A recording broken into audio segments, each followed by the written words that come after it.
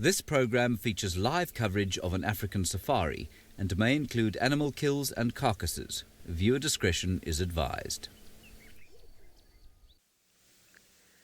Well, good afternoon and welcome to the Sunset Safari. We, of course, had a yellow-billed hornbill, but in typical safari life fashion, it flew away at 10 seconds before we started the show. My name is Taylor McCurdy, and on camera with me today is Senzo, and I'm back in the Sabi Sand. How excited are all of you? I'm totally excited. Anyways, so we've obviously got some other folk joining us on the safari, and David is back in the Mara. How excited are all of you? Probably more excited to see David than to see me. I know I'm excited to see him. And then James will be in the tent and probably featuring at some point. You will hear his voice though, so don't be alarmed. The animals haven't learned to speak English yet, so if anything does pop down at the watering hole, he might come on board. But remember, this is a live and interactive show, and I have to remember to turn back and look at the camera to remind myself what I'm supposed to do after leave. So remember to hashtag Safari Live on Twitter, and you can chat to us on a variety of different things. Ooh, what footprint is that? Now we have to play that game of I haven't been tracking for a long time since I was in the Mara, and now I can't remember. So well, let me jump out. Might as well. Cool. So there's not some leopard tracks. I thought they were leopard tracks, but I'll show you why they're not leopard tracks. I'm now not telling you why they aren't leopard tracks. I'm just trying to remind myself. So basically, my shadow, if you look over here, there is a very old footprint in the sand. It's not particularly new, and just from the ones that were fresher a little bit further away, there are actually claw marks. So to me this says it's a hyena, and it's only got 2 lobes at the back here versus 3, whereas the cats have got 3. So not something we're looking for right now, but it would be quite nice to see a hyena or 2. Yeah, I always forget how high that jump up into the cars are. Okay, so I haven't been watching, I must confess. I've been naughty, I've been holidaying, and I don't really know where any of the animals are. And Senzo was off this morning, he had a much deserved rest. So he says that we should just go to Treehouse Dam and start there. And from all the pictures of leopards, they must be here somewhere. However, I don't know if the animals really like me, especially the leopards. They run away. So let's go and see if we can see Tandi or Tlalamba, maybe Hosana, which would be, pretty phenomenal, because to be honest, I didn't think I was going to see Hosana again. Anyways, off you go back to the Mara, where David has already got the cats. Nope. That's not how you're supposed to do it. I'm just going to keep talking because there's a 10-second delay. Hello, Jumbo, and a very big good afternoon all the way from the Maasai Mara in the Mara Triangle in Kenya. And we are starting our PM game drive with some lions and ellies in the background with some wonderful light. Look at that. It's the lions just lazing around, doing what they do best. Enjoying temperatures 28 degrees Celsius, 82 degrees Fahrenheit. They could not ask for better temperatures than those ones. And just taking it easy and looking around. As always, my name is David. Jumbo to all of you. Sorry, I've been away for some time. I'm back, and we came back yesterday with the big man, James. Good afternoon. Good afternoon. How are you doing, sir? I'm fine, Andy. James is very excited. This morning we promised to do something with James that we never did. We might do it this afternoon. Welcome. Remember, your questions keep us going. Comments that you may have, as usual, hashtag Safari Live, and we'll be happy to answer your questions. And you can also keep following us on the YouTube chat stream. There we have Pride of Lions that we call the Olololo Pride. This pride is called Olololo Pride, and when we got here, I counted 14 of them together. They're all spread out in this one particular area. I counted 14, and maybe what you have on the frame now could be about 7 or 8 of them. At 82 degrees Fahrenheit, it's a bit warm, so you notice it just under the shade of that tree. but these ones are a bit active. As much as it's a bit warm, they all look to be alert, turning around. Two of them look in the direction of the Ellis. And you know, to the background there, James is going to be showing you a herd of elephants in that marsh green area. And they're looking at them, wondering they don't turn around this way because elephants have been known to harass lions once in a while. I'm looking at about 500 meters apart between the lions and the Ellis. So the area the elephants are eating is a marsh area, always green. There's water that comes from underground, and you can tell the elephants have a very good reason to be where they are. So I would guess they eat at the same time cooling off. These ones are more or less submerged, maybe down from the ankles downwards. They're like wading in the water in the marsh area. But to them, I think it's pretty warm. You see they keep flapping their ears, an indication it's warm. As much as they're cooling their feet in there, it's pretty warm, and that's why they keep flapping their ears every other few seconds. And what a beautiful sighting we got with Ellis and lions. Perfect light in such a nice open area. And Casting, the final control, says that is truly beautiful, and I agree with you that it is just amazing. Very good. I'm very excited to be welcomed back by everybody. And James, everybody says welcome. You're happy to hear that, James? Asante sana. Very good. Anything you have to tell the viewers, James, that you've been away for about 2 weeks? I love them. All right. James says he's excited to be back. But looking at these lions, the way they're looking at the elephants, I think out of experience they have learnt most of the big animals will always pass and do their thing, for example, buffaloes, but not the elephants. Rosalind, in a given time, the lionesses or a lioness would have a litter of 4 cubs. Of course, that depends on the particular lioness. I would say a few things may come in play. Age, you know, the breed or its genetic origin, but the average is 2 to 4. But the maximum number of cubs I have seen with one lioness are 4. We have seen some who will only drop 1 in a litter, some 2, some 3. But in a given time, 4 is the average for lionesses to have cubs. There's one particular one here that had 4 cubs, which did very well, and 3 of them survived to adult, and I would say they're sub-adult in this pride here. Very good to keep getting your questions, because you'll always try and explain what you want to know. Comments when you see lions in such an area just enjoying themselves, flicking the tails, ears once in a while.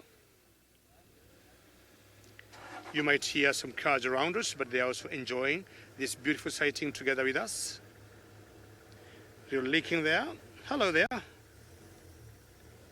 How have you been? So this pride was seen by my colleague Brent about 20 miles from here, and that was 2 days ago, and they have come a long way to be where they are. And just like me, who came back the other day, Taylor just came and she got something to tell us.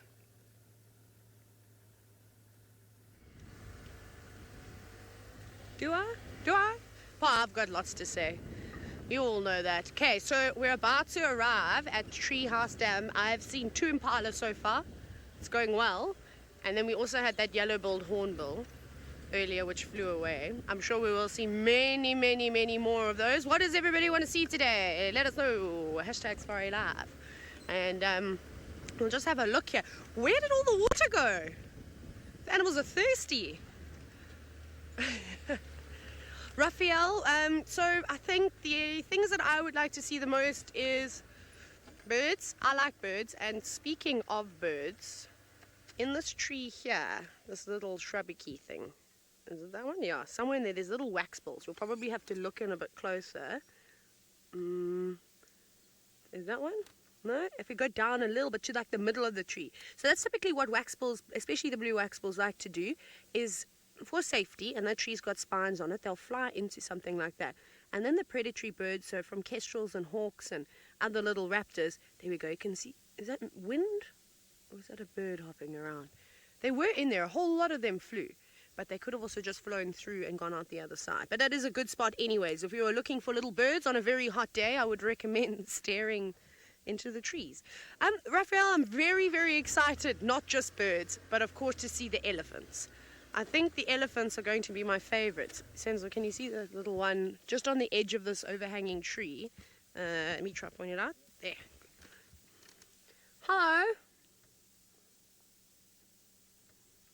What are you? Is it a sparrow? I think it is just a southern grey sparrow. Is it? Maybe. I didn't even bring my bird book out with me, but luckily I've got a bird app, but I don't know. You know, it's so hard when you come back from a new area and then you have to look at all the birds again, even though I've seen them. Or is it a firefinch? I can't see. No, it's making a very little pss, pss. Someone help me. Hashtag Safari Live quickly before I ruin my guiding career because I can't identify this bird.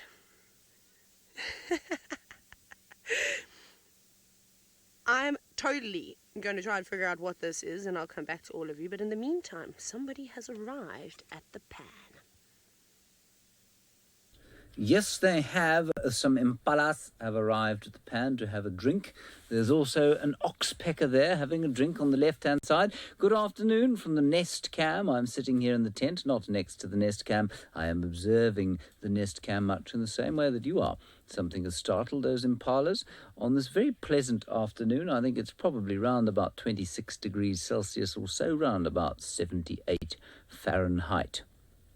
And this young male now coming down to drink, wondering to himself how he has managed to mix it up with the big boys there, who are now leaving. Let's have another little angle. If I can do that, if I'm clever enough, am I able to do it? Yes, I am. There's a huge herd actually coming down to drink. And we've had elephants here today. I'm hoping we'll have perhaps elephants again, and perhaps even Horsana will pay us a visit.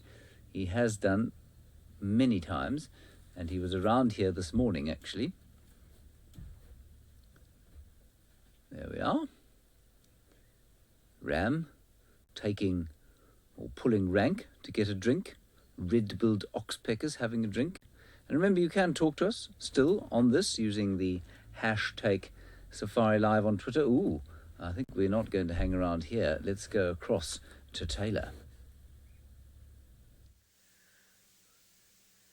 I cannot believe my luck today. I think this happens all the time. Whenever I arrive back in the Sabi Sand, I do get an incredible welcome. And perhaps if some of you go back and look at your screenshots while you're trying to identify a bird, you may have also seen a leopard at the back, which I did none of it, Senzo discovered. And it is Mr. Tingana, who's also just soared for us. It's been a long time since I have heard the sound of a leopard. How crazy! I mean, I'm just taking a moment here to realize how spoiled I am in the Sabi Sand. Like, I honestly cannot believe that this whole thing, that this has just happened. This is not real.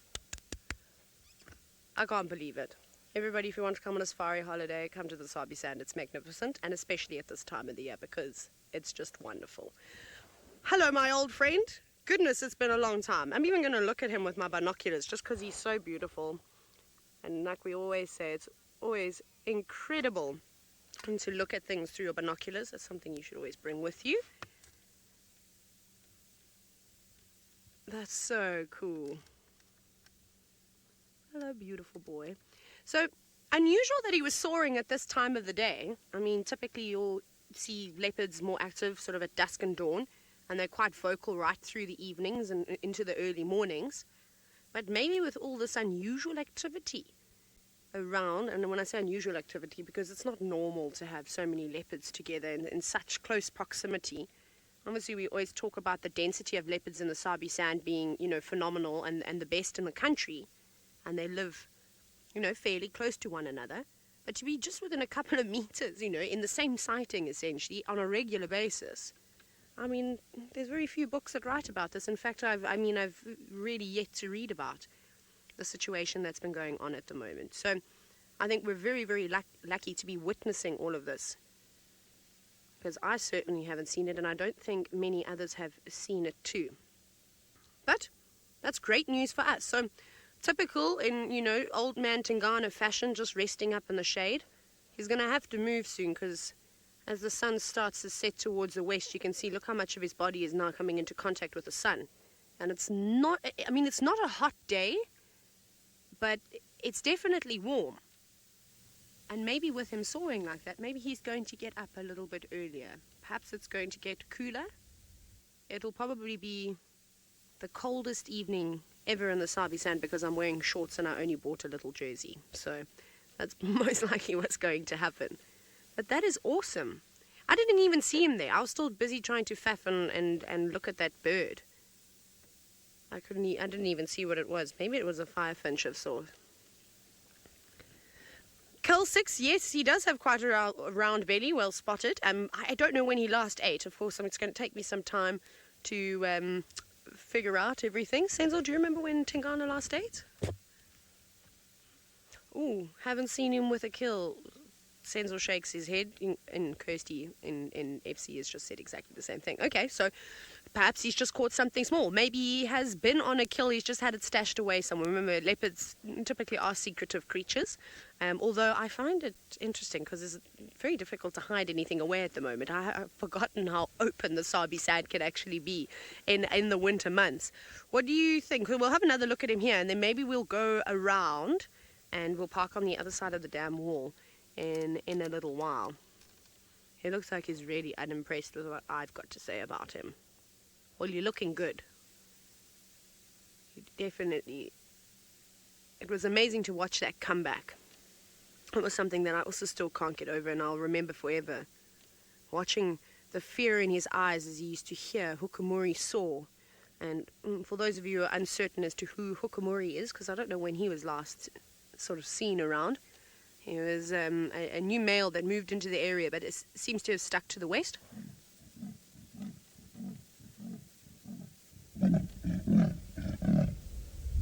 Yo, that sound is so cool. And we're so close to him that when he does soar, the vehicle vibrates slightly too. So I literally can feel it through my feet. As soon as he did that first rasp, it's like I didn't even hear it. I felt it. I got goosebumps. Wow. That is an amazing sound. I mean, we're really spoilt in the Mara. We are really spoilt in the Mara. Every night you go to bed hearing lions, hearing the hyenas, the zebra outside the tent, the elephants moving around down below. But the sound of a leopard soaring is not something that you hear very often. But all good signs. Rasping, yawning, head up, looking around. What's your next move, Tingana? Maybe with that full belly, he will want to come down and have a drink. It'll be interesting. We'll keep an eye on it. If we do bushwalk around here, we'll definitely go looking around and we'll sort of see if we can find any of the, remains of a carcass. Maybe it was something small, just like a duiker or a steenbok. They are really vulnerable at the moment. With it being so open, there's not much for them to hide away in, which is, well, unfortunate for them. That's fantastic. Okay, well, we're definitely not going to go anywhere, but the next time you come back to us, I will reposition and hopefully we'll be closer to Tingana. But off you go to David with the lions. Nope, we're not going anywhere. Staying with him because of that beautiful soaring sound. Shall we do that? Let's quickly reposition, Senzo. Let's stay with me. Let's see if we can get another view. We're on the other side of the dam. And, it's quite nice. You can stay here. But Tingana's a really relaxed leopard. He never used to be, but he's obviously settled down in his age. And ever since I've been here in the north, he's always been the most incredible leopard. So I'm happy if we approach a little bit closer. We won't get too close. Oh, he's actually... Nope. Sneaky cat. He's an old man. He's got many tricks here. He's going to come for a drink. Thank you for doing what I said, Tingana. That is great. You make me look like such a superb field guide. It's all about luck, I'm telling you. Oh, amazing. So, James, I'm currently sitting at Treehouse Dam. So, I'm south of where the dam cam is situated at Waterhole Dam. So it's actually not far as the crow flies. I don't know, maybe a mile away, maybe just over a mile. So if it was James going for a run, he would do it in about 10 seconds. That's how close. It's not that close, but James runs really fast. So, so he might end up going that way. Again, it's been it's always difficult when you come back to an area and you haven't been seeing the animals constantly. You've got to try and remember what is actually going on and what the animals' patterns are. Look at that, it's like we're in a desert. It's so dry. I mean, it's such an incredible contrast from summer to winter here on the Sabi Sand. Whereas in Kenya, in the Mara, I mean, yes, it does change. The grass obviously goes from taller than the top of your head. It gets cut down quite a bit from animals trampling it to animals feeding. And then, of course, it just sort of changes colour. So it goes from the beautiful, vibrant colours of green to sort of the more harsh winter tones of browns and yellows. But other than that, it doesn't do this dramatic change like it does here on the Sabi Sand. And I think that's another exciting thing and another appeal about the Sabi Sand is that you can come for various things. I believe now all of you are having a good chuckle saying that Tingana is saying, welcome back, Taylor. We'll see if he soars again. No, I won't ruin a soaring moment. But very, very thirsty. And you can drink lots and lots of water, especially after a big meal. I mean, they're not like you and I that every time we are thirsty, we just have a little bit of a drink whenever we need to. You know, they might only drink once a day. Sometimes they might not even go a day without drinking if they've had a big feast and water is a fair distance away. But there he goes. Just lapping it all up. Okay, for reals now, we are going to send you back to the Mara to see what David and his wonderful lions are getting up to. And hopefully, they'll be just as cool as Tingana. Well, Taylor, keep Tingana until late in the day and don't move as he enjoys his drink, because I have also not moved. And we are seeing a youngster, Ellie, coming towards this pride of lions, and he has been coming closer every 1 minute. He's been making a move, a foot closer, a foot closer.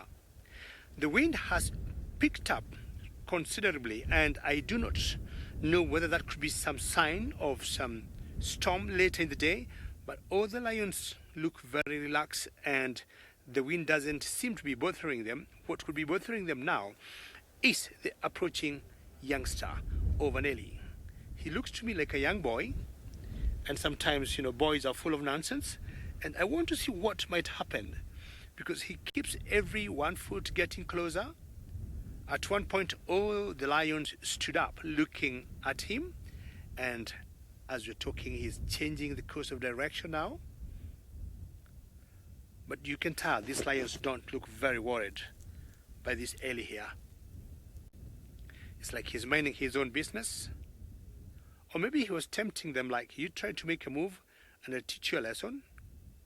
And he noticed, well, so what? I'm going. You're not of any, you can't match up with me. But still they're keeping a close eye on him, not taking any chances. I remember way back I saw a pride of lions, about 12 lions, eating a baby elephant. That's the only time I saw Ellie's attacking and devouring a young baby elephant that was left slightly bit behind by the herd, and the mother was not very close. But what happened is, after they killed it, the mother came back. Not much the mother would have done, but the baby was already dead, so the mother left. So this is another female part of this group, and at one point she stood up I am not very sure what they had seen, but I guessed there was a warthog around this area. And if you look to the left of that lioness there's a big male that is part of the 4 musketeers of the Triangle Boys. Now, I think it's just lying not very far from where that Ellie is. It's in front of the tree, and I could see the mane. And I think he's moving towards where he's laying down.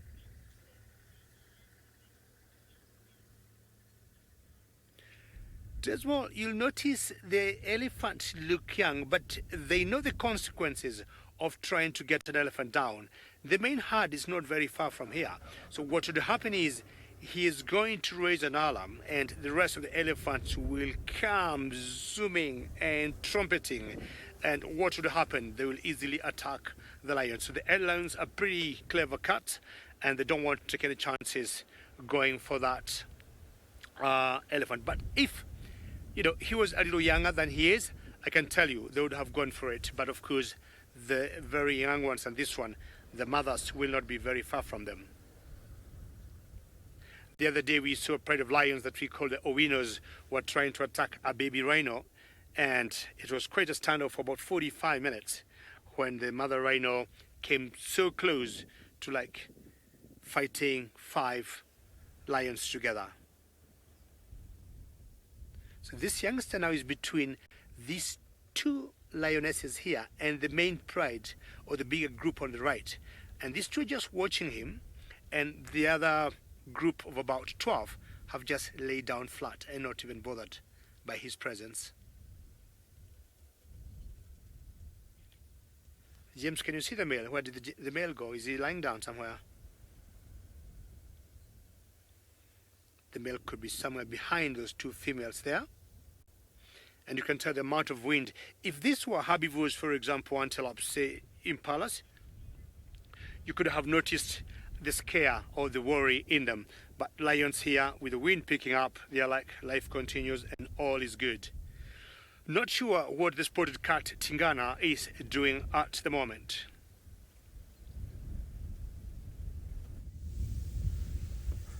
He hasn't done much after he finished his drink, which was only a couple of seconds longer. He moseyed on over, just down an animal pathway, and now he's flopped in the shade. Hello, big boy. And he has got a rather large belly. It'll be interesting to find out what he has actually been eating. I feel, though, at this time of the year, with everything been exposed, and obviously you've all been watching Hosanna at the dam cam, he's kind of showed you exactly what the leopards are eating at the moment. And with big paws like that, it's quite easy to grab hold onto something as small as a common duiker or a steenbok.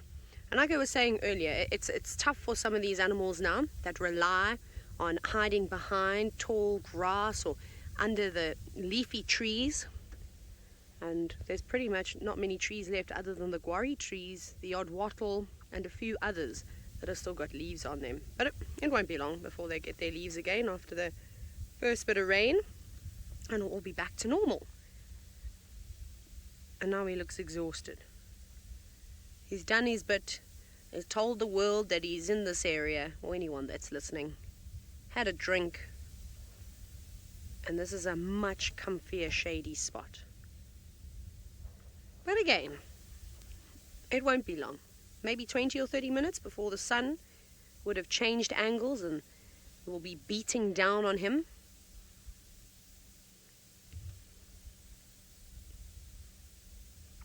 Now, Jamie, from what I understand, Tingana actually means shy.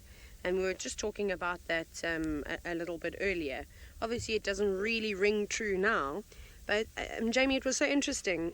I sort of started talking about how I couldn't believe the incredible comeback that Tingana has made. And perhaps some of you are uncertain as to what I'm talking about. So, essentially, there was an injury. No one really knows what happened to Tingana. There were speculations of a snake bite. It could have been a number of different things that could have happened to him. Anyways, he became very unwell. He lost condition. He virtually he didn't have any muscle left. He was thin. He just wasn't doing well. He was eating terrapins and tortoises. He lived at Chitwa, which is just south of us. He didn't really move from there, and we said it was almost like it was his retirement home, except he wasn't in retirement. He had us all fooled. It was just a recovery spot, like almost like he was in rehabilitation.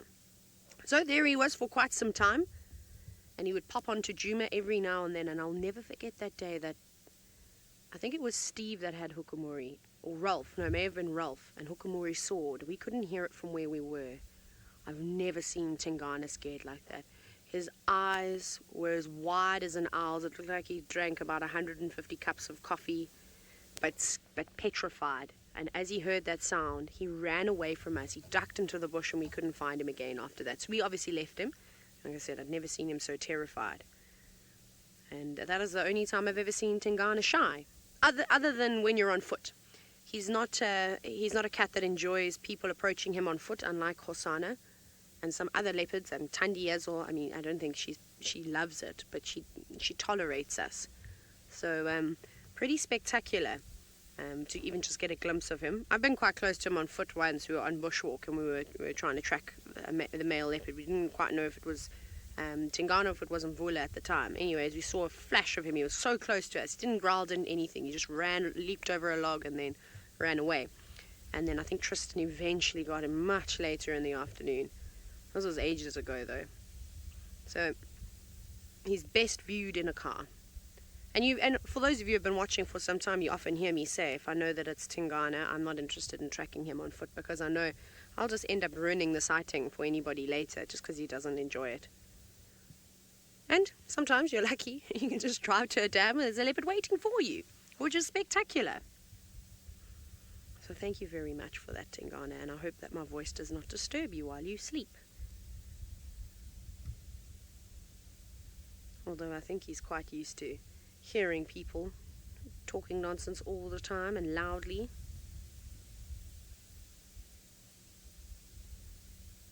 I can't believe our luck. I'm so excited to drive around and see what else we can find, which we'll probably do in a little while, because I think that Tingana is probably going to just rest here for a bit now. I think we were so lucky we got here just at the perfect moment, and we got to hear him soaring, we got to see him drinking, and now he's just getting annoyed by the flies. So perhaps the flies will annoy him a little bit longer and he'll get up and move. So I don't think we'll go anywhere just yet. We'll wait for some other keen safarians to come and watch him sleep in the shade, and they can stay with him while we go somewhere else. Tingana still remains my favorite leopard from Djuma, and Olorolo, Pride of Lions, also becoming a favorite for me. I've been very lucky. I saw them early this morning, but apparently not anywhere close to where they are. They seem to have gone about, 10 kilometers, 7.5, 8 miles from where I saw them this morning. James, do you recall they have walked that far? So we can see the big boy there, and you can see the dark mane. You've got the female on the left, and what we see there is the male, and it's one of the triangle boys. I'm not sure there are two of them, but I can see one clearly that has the dark mane there. The musketeers are always four of the triangle boys.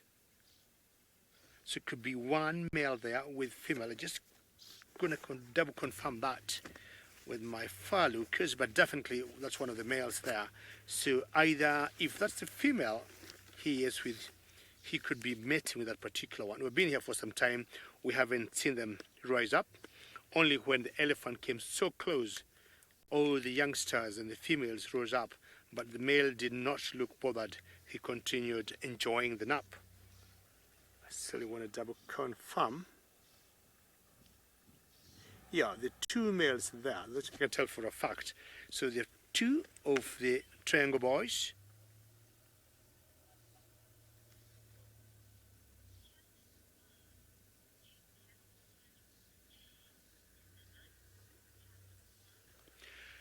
Chat know the best times for cats to hunt. It always depends on the situation. Out of my own experience, I have noticed lions hunting better at night than during the day. I would say for two main reasons. They tend to see better at night than the herbivores. One, Two, it's a lot cooler.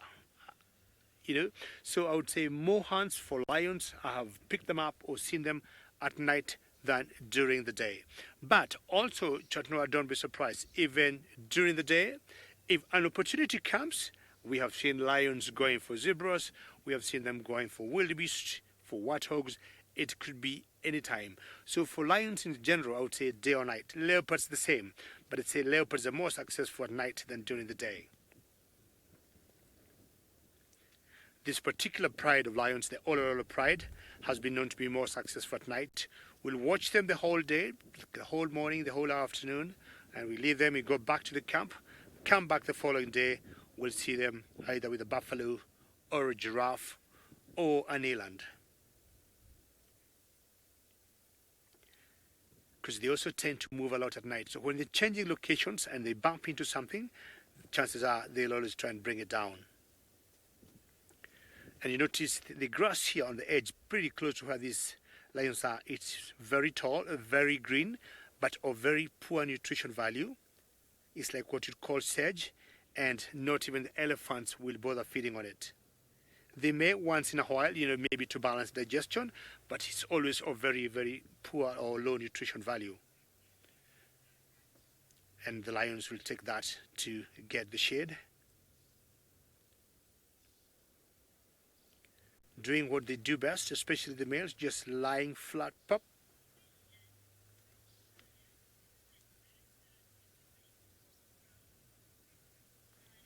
Sorry, Casti, what did the co-sailors ask? Sorry?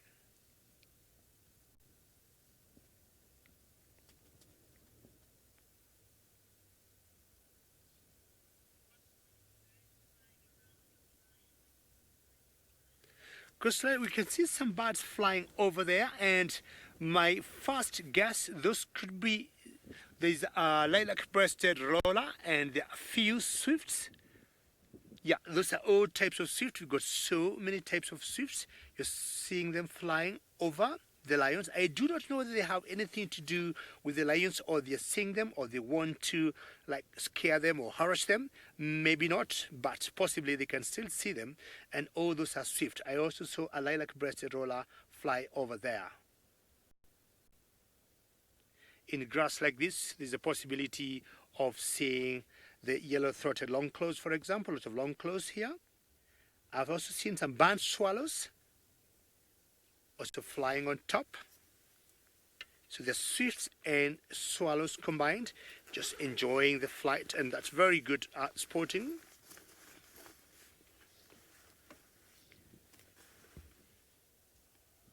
And not very far from where that female is, there's a warthog that is feeding, but I don't think she can see it. And that's what most likely they had seen earlier when they all rose up.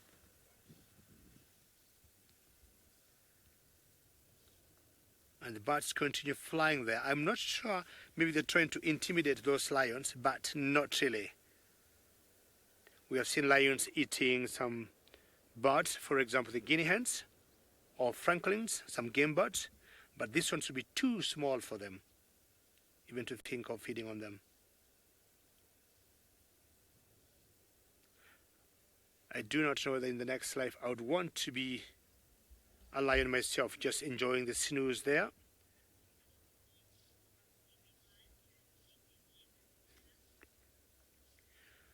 And these lions will continue enjoying, doing what they love, sleeping. Not sure Tingana is up or is also sleeping.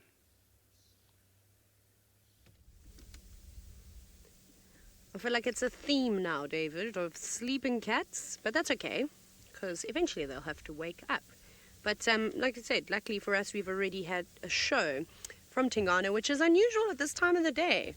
I mean, we know that they like to be just laying around and not doing much. Sensor, do you know what I'm thinking? Because I haven't used the FLIR yet. Are we allowed to go in FLIR? FLIR. I need to learn how to say it properly. Am I saying it correctly, Sensor? FLIR. FLIR. We are cutting to FLIR. You said very nicely. Very, very nice. How cool is that? How cool is that? Now this is really epic. I've been watching a lot of Tristan stuff with all the leopards, And it's just incredible to see. It almost looks like he's a dappled leopard now, don't you think? For those of you that have got dappled dachshunds or perhaps dapple-coloured horses, you know, it's quite an awesome coloration to see. And I particularly like it on a grey horse, if anybody's wondering. But it really does look like that. And those are, of course, just his rosettes that you can just slightly see. Well, that's fantastic that you see during the day. Nice dark purple being all the cooler spots, and that's, of course, where the tree has provided some shade, so the ground is not as hot. And you can see, look at the patches of heat just around him. And then, of course, Tingana giving off hot spots too, and those nice warm places. But that's awesome to see. So that must be quite nice, laying down on the cool ground, not only just being, you know, under the shadow of the tree, but also that he'll probably be nice and cool underneath. And there's a bit of a breeze. Okie dokie. Well, I think we can go back into normal mode now. There we go. We are back in normal colour. And welcome for all of you who have just joined us. How awesome is this? We've started our day off with so many cats. It can really only get better from here. Roshni, I'm overwhelmed with joy to be back in Djuma. I have missed it. I love the Sabi Sand. I think it really is an incredible place to come on a safari. And I was so excited when I went back to my room because I live in apartment number 8. And aka Taylor's Tavern is the sticker on my door. I'll have you know, with trading hours, people are ridiculous. At one point, I had all sorts of sweets and things like that, and I don't know, it was a joke, and they said it was like I had a shop going on in my room. I really didn't, though, I promise. And it was so nice to smell what my room smelled like. I can't describe what camp smells like, but there's definitely a scent, and it's not a bad smell. You know what I'm talking about, hey, Senzo? When you go away for a long time, you just... I'm home in the DRC is basically what I did. And I picked Jake up from the Hoedspruit airport. So Hoedspruit is just a little town about an hour and a, let's call it roughly an hour, just over an hour away from camp. And there's a little airport there. And I picked him up and I said to him, I've actually got butterflies going back to work. And I always do. Every time I drive to the Gowrie Gate, I always get butterflies. I think it's just excitement. I love it here. And I'm just thrilled. Look at his face. I'm just thrilled to be back. That can't be comfortable, Tingana. Justin, I don't know when I'm on for bushwalk. I'm not scheduled tomorrow morning. Tomorrow morning I'll be in the vehicle. James was very kind to let me get all settled in the cars. So maybe tomorrow afternoon, perhaps the following morning, I'll be on bushwalk. So it will be interesting. Best be learning something new because there's not many plants to talk about. They're all gone. What does everyone talk about on bushwalk these days? Hey, Senzo? Yeah, there's a couple of trees, leopards. Leopards? You just walk animals. We're going to do big game approaches. We're going to find elephants and we're going to sit with them and watch them the whole day. That's my favorite thing to do. The Wahlberg's eagles are back. I've just seen one. Okay, well, it might be difficult now. It looks like a pale morph Wahlberg's eagle that's just flying above us. Hello, bird. Let's see if you can get it. You'll see it. No, it might. It's pretty much just... It's just circling. There it is. Kirsten, are you being serious? All those things that you just whispered in my ear, are they true? Apparently... Sorry, it's flying out of frame now, but we'll have... Oh, there it is. Apparently, there's huge drama. Oh, my goodness. Mrs. Wahlberg has got a new lover, says Kirsten in Final Control. The bird saga now. I struggled to keep up with the leopard saga, but that's very cool. That's really nice to see one of our intra-African migrants. And to see the pale morph is very special, too. Although we're lucky here. We actually seem to have a couple of pale morph Wahlberg's eagles, and I've seen a few pictures popping down in the south too of them. So perhaps they're just not as uncommon as we think. Beautifully just flying around looking for something to eat. Look at that head. Incredible camera work, Senzo. Thank you very much. That was what a wonderful view.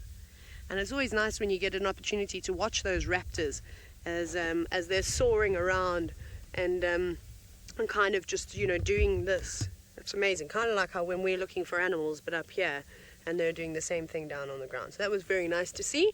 So that's what I love about when we spend a lot of time with these animals, is that you can sit here for ages, and even though Tingana is fast asleep and not really doing too much at the moment, somebody else appeared. And my first Wahlbergs of the season, although I may have seen one in Kenya. Maybe.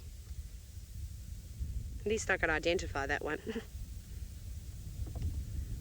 Oh, I was waiting for this. James Richard.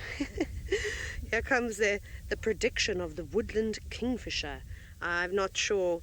I'm trying to remember. Can you remind me? It was in September last year, wasn't it? Wasn't it like the 9th of September that we saw our first one? Or was it October? I can't even remember, but I know all of you do keep dates. 11th. Oh, does she guess that it's the 11th of November, or it was the 11th of November that we saw the first one? Surely not that late.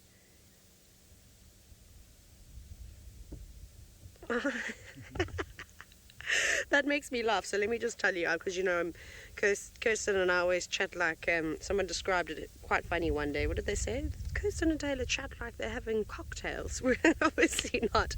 So apparently it was the 11th of November. Louise has just said that was the day that she had her appendix taken out, but also everyone was very excited to see the woodland kingfisher. Lou, I'm sorry about that day. Shame. That wasn't very nice. I haven't got a clue. I'm going to think about that one, James, but I'll give you an answer by the end of the drive. How's that? How does that sound? So the only thing now is that there are a few more people that have just got going on safari, and we've actually got 2 vehicles approaching us from the front, and then there is also another safari vehicle that will be arriving shortly. So this is most likely going to be our last sighting of Tingana for now. But we will most certainly come back at some point to revisit him, because I think we might just stick with Tingana tonight. You know me, I'm quite happy to sit with one leopard for the entire time. And what we will do is we'll go and maybe look for some elephants. Maybe I'll also get an incredible elephant encounter this afternoon, and then we'll come back to him. Sensor, I'm going to reverse very quickly. So I've obviously taken prime position now. So all I'm going to do is I'm just going to go back a little bit. I'm just guiding everybody in. Tom and Patsy, they're so hilarious. I haven't seen them forever, but Sensor and I have got the best stories ever about Tom and Patsy. They are so lovely. Shall I shuffle like this? I think we're okay here. I'm going to do the side lean for now. Obviously, we've had an incredible view of this leopard, so I do want to make sure that everybody else gets a chance. So we'll let them shuffle on into position, and then once everybody's kind of got you, we will probably move on out. Now, it is pouring with rain in the Mara at the moment, so David is probably hiding away in his tent, in his canvas tent. But as you know, most of the time, the rain doesn't really hang around for too long. Okay, but it seems as though there's some other visitors at the pan, and of course you all love to listen to Mr. Henry. There is a nyala visiting the pan. This nyala looks to me like it's had a very rough, dry season indeed. You can see that it is looking a little moth-eaten. It's looking a little thin, and maybe she's just a little bit old. But at least she is not being attacked here at the Waterhole. There are some impalas in the far distance, and as we look at the clouds forming above this poor emaciated nyala cow, she doesn't look so bad when she turns around actually. Rochelle, the chances of rain over the next little while are quite small. There's our nyala. I think we'll probably only have decent rain at the beginning of November if we're very lucky. And between then and now, we'll probably have a few days where we may get an inch or two of water. That's about all. So it is going to be dry. The animals are adapted to dealing with this, and a little pan, like the one we're looking at here, will go a long way to helping the animals deal with the dry season. I'm just going to see if we can't find something else around there. Not even a terrapin today. That's a bit of a pity. Oh, there are some impala in the background. That's what I can see. James Richard, yes, I believe I gave my prediction for when the woodland kingfisher will arrive. James, do you think I can remember when I said the woodland kingfisher would arrive? The answer is no, I can't remember. So I'm just going to go with the 17th of November. Oh, there we go. 14th of November is what I said, James. So let's go with 14th of November for my call. And the only reason I say that is that I know that they came back on the 16th of November 2 years ago. I don't remember when they came back last year. So that's going to be my answer for the woodland kingfisher. There is a waterbuck. Can you believe the action going on at the nest cam? It's now stopped but its bottom sticking out. Now here come its horns. The excitement is almost overwhelming. My heart rate is pounding almost as much as the waterbuck bull's. He's looking into the Vuyatela Lodge thinking to himself, I wonder what that costs. Maybe I shall bring my wife over when it is our anniversary. I don't really think that's what he's thinking. I don't think they celebrate anniversaries, waterbuck. Ravinda, I have not seen any live kills at the nest cam lately. I'm not sure that we've had any. I think it's possible there have been many kills of small insects by the terrapins. I think it's possible that possibly the birds have killed a few worms. We've had Scoobert, the little blacksmith lapwing. That would be a wonderful sighting to have here on the nest cam, little Scooby wandering around there on the banks of the Waterhole. But alas, he is not around right now. I'm sure he is somewhere nearby. Have we seen Scoobert, Kirsten, today? Apparently he is alive and well and down by the mud in the dam, just from whence these waterbuck bulls have come. 2 of them now, coming up for a drink. They don't look like they like waterbuck very much. At least they don't look very much like they like water, despite their names. Come on, come and have a drink. Nothing here going to eat you. No lions, no hyenas. Hosanna's too small. Yes, come on, dip your head down, have a drink. He's just posing is what he's doing. Aunt Jo, my favourite thing about the nest cam, as we give those waterbuck a bit of time to decide whether or not to have a drink, I think my favourite thing about the nest cam is the water. You know, it's, I think probably like for most people, gives me a sense of peace. Gives me a sense that everything is right with the world when I watch things like impala having a drink or things like these waterbuck coming up. I enjoy the little goings-on of the birds coming down to drink, the terrapins floating hither and yon, the odd sighting we've had of the water monitor lizard, and of course, with any luck, a little sighting of Scoob wandering about on the banks. I think those are the favourite things. It kind of all combined give me a nice sense of wilderness peace. Not so for the poor duiker that had been attacked by Hosanna in this area. There we go, 2 magnificent waterbuck bulls having a drink with a, well, he's just got a terrible fright at his own reflection. He thought to himself, good grief, do I really look that terrifying? Let me see if I look less terrifying around this side. Yeah, that's it, come on. You'll probably find it's the same reflection. Oh no, he says, I can't drink from a place of the reflection like that. Oh, he's coming closer. Maybe he just wants to display himself slightly more. There we are. Brave fellow. Look at the little heart-shaped nose tipping into the water every time he sucks some water up his esophagus. And of course, for all of these ruminants, this time, or the drinking time, is extremely important. And that is simply because the grass is so very dry that they do need to take a lot of water in order to gain any sort of nutrition from it. Those funny clouds up above that you can see, I think, are probably indicative, I hope, of the end of the cold front. I hope that we're not going to have yet another freezing cold morning. But I'm of the impression that we are going to have a wet winter, at least a wet summer, It normally comes after a pretty chilly winter. We had a pretty chilly winter, and it was an inconsistent winter weather-wise. And so I think we're going to have a wet summer. So that's going to be dry for the next little while. I don't think that's anything to worry about.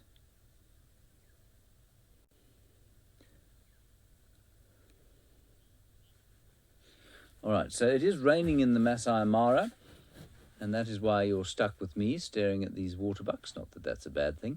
Being stuck with me might be, but looking at the waterbucks is not. Let's just have another look around here. Not much coming in from the inlet angle.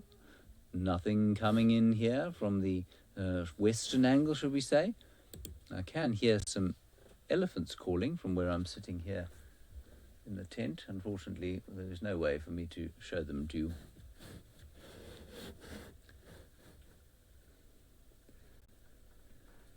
Now, one of their colleagues, of course, was killed by the Avoca males. No, it wasn't. It was killed by the Nkuhuma Pride yesterday evening. Not yesterday evening, probably 2 evenings ago, and then stolen by the Avoca boys early yesterday morning. And I don't think that those lions were still around this morning. I think they've gone back up towards the north. And where the 2 Nkuhuma lionesses were, that's sort of eyed out their meal most of Sunday afternoon, I'm not sure. But they are not on Djuma as far as we know. That's a very nice buttocks shot there of the waterbuck. And as I watch those buttocks disappear, some of the best buttocks in all the bush, let us go across to Taylor McCurdy, who I believe is driving down to Chitwa. Chitwa.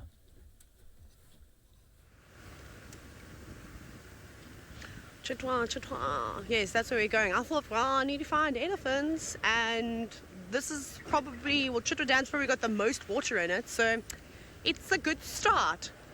It is horribly bare. Look at this. Now, this is not from vehicles or anything driving around here. So essentially what I'm talking about is they look like there are about 3 or 4 main routes. What is flying? You've got that. What is that? It's got a stick, a snake. Okay, that's not important. Senzo, let me go closer. I'm going to try and roll closer. There's a raptor. It could be a snake. It could also be a stick. Probably a stick. Can you see it in the gap? See that marula tree?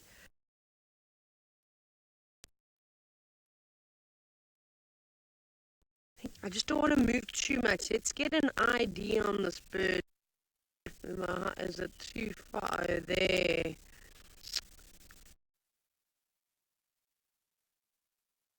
It is a Wahlberg's eagle. It looks like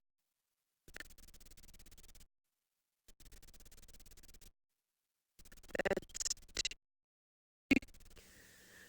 too small, unfortunately, to be a. Now I'm trying to work out.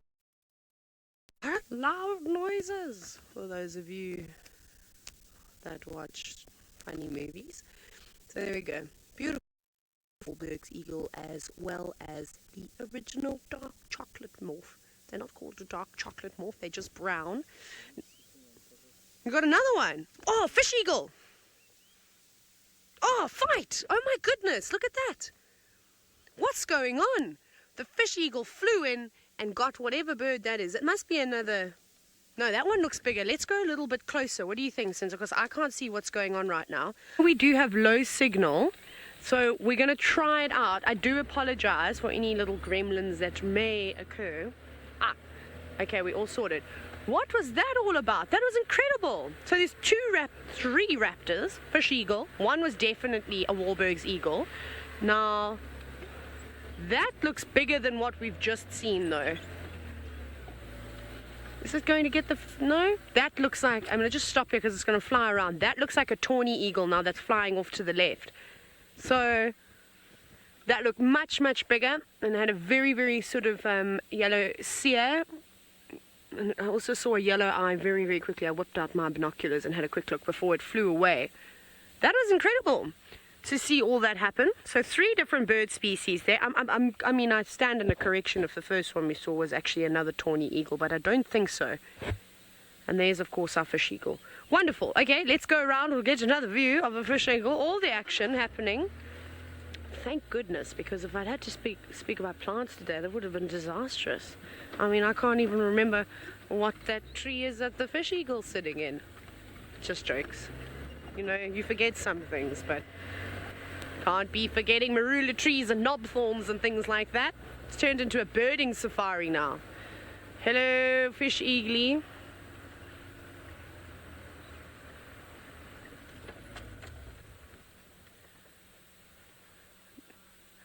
Ah, Lara Moore, it could well have something to do with Mrs. Wahlberg's saga. Can you imagine?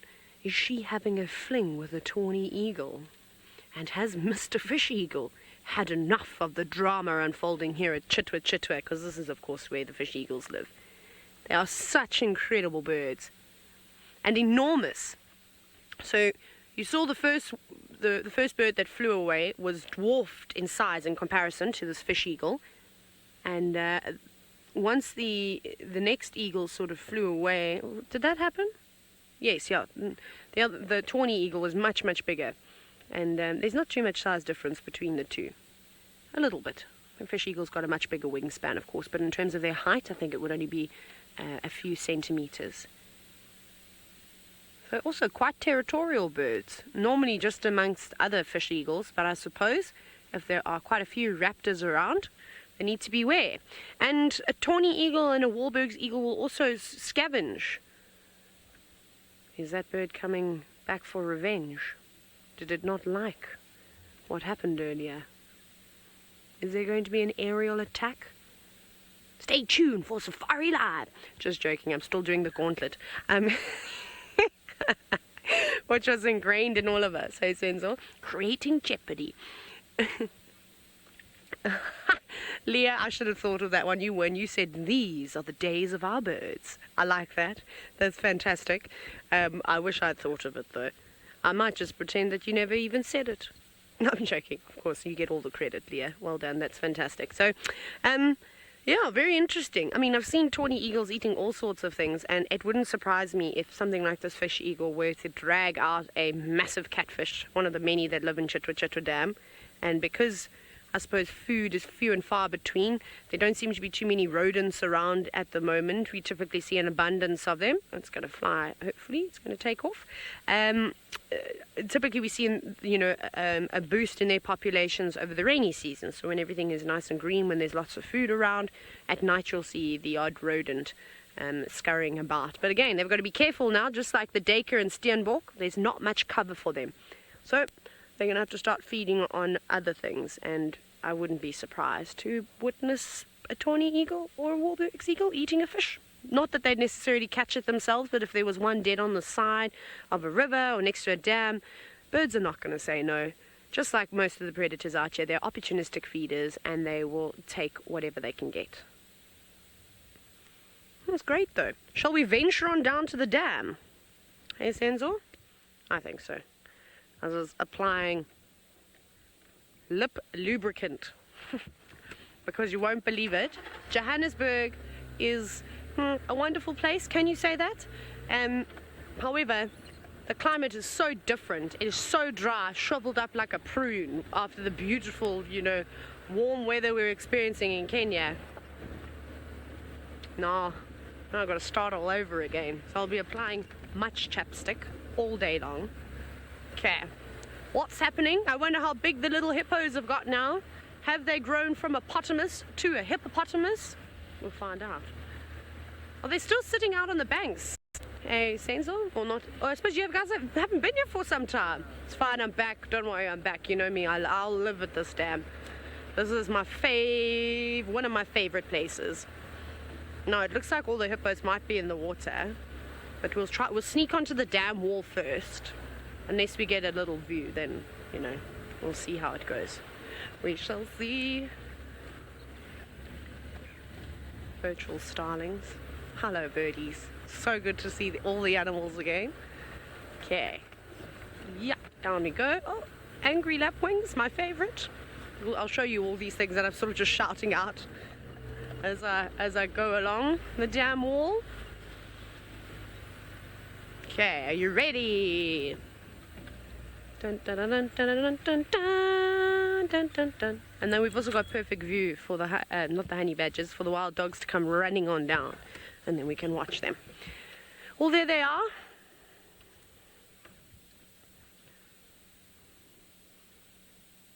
Now I'm trying to also see. Oh, there's a glare. I'm wiping my monitor now. Hello, hippos, all just relaxing in the water as they normally do. What's going on back there, Senzo? You see the wake? Now that's there. The water's moving. There might be some action with it. Go down, drop down a little bit. There we go. There we. Yeah, I just saw there was basically a wake of water from both opposite directions going towards one another. So I thought it may have been two hippos, propelling off of the ground.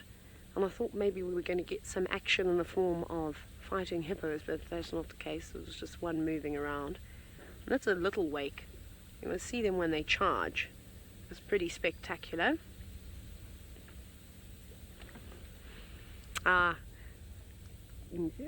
Is it Dina K? Go away! Remember we did the Go Away Bird Challenge, and I think Dina's was my favorite. You're quite happy that I'm back at Chitwan. You said that you've missed it. Oh, there we go.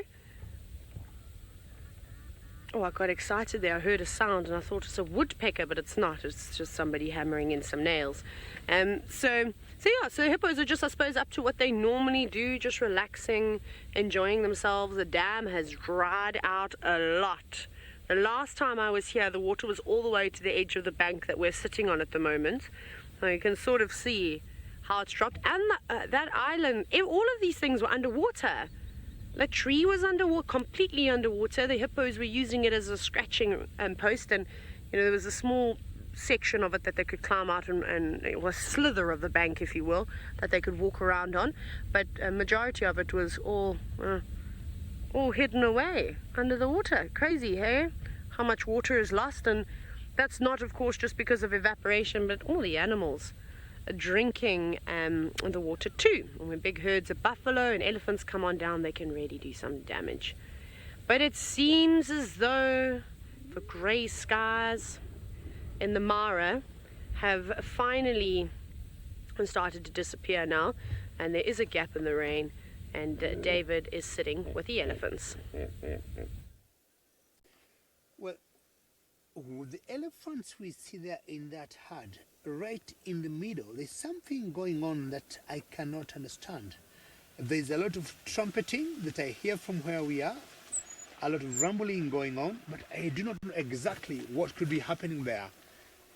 I'm going to wait because they have all stopped moving. Initially they were walking, they stopped, and they all surrounded, like one of them that was under kind of duress, and it has gone quiet. Everything looks calm now at the moment. So that baby is not getting anywhere close to that big herd, and you might be finding out what could exactly be happening at the moment. We've got friends of ours, some game rangers who might be wanting to say hello. It's a pretty young baby there. I'm not sure that was the problem in the middle of that herd. Two young babies, but with loud trumpeting going on, but always quiet at the moment. These are friends of ours just saying hello, hello.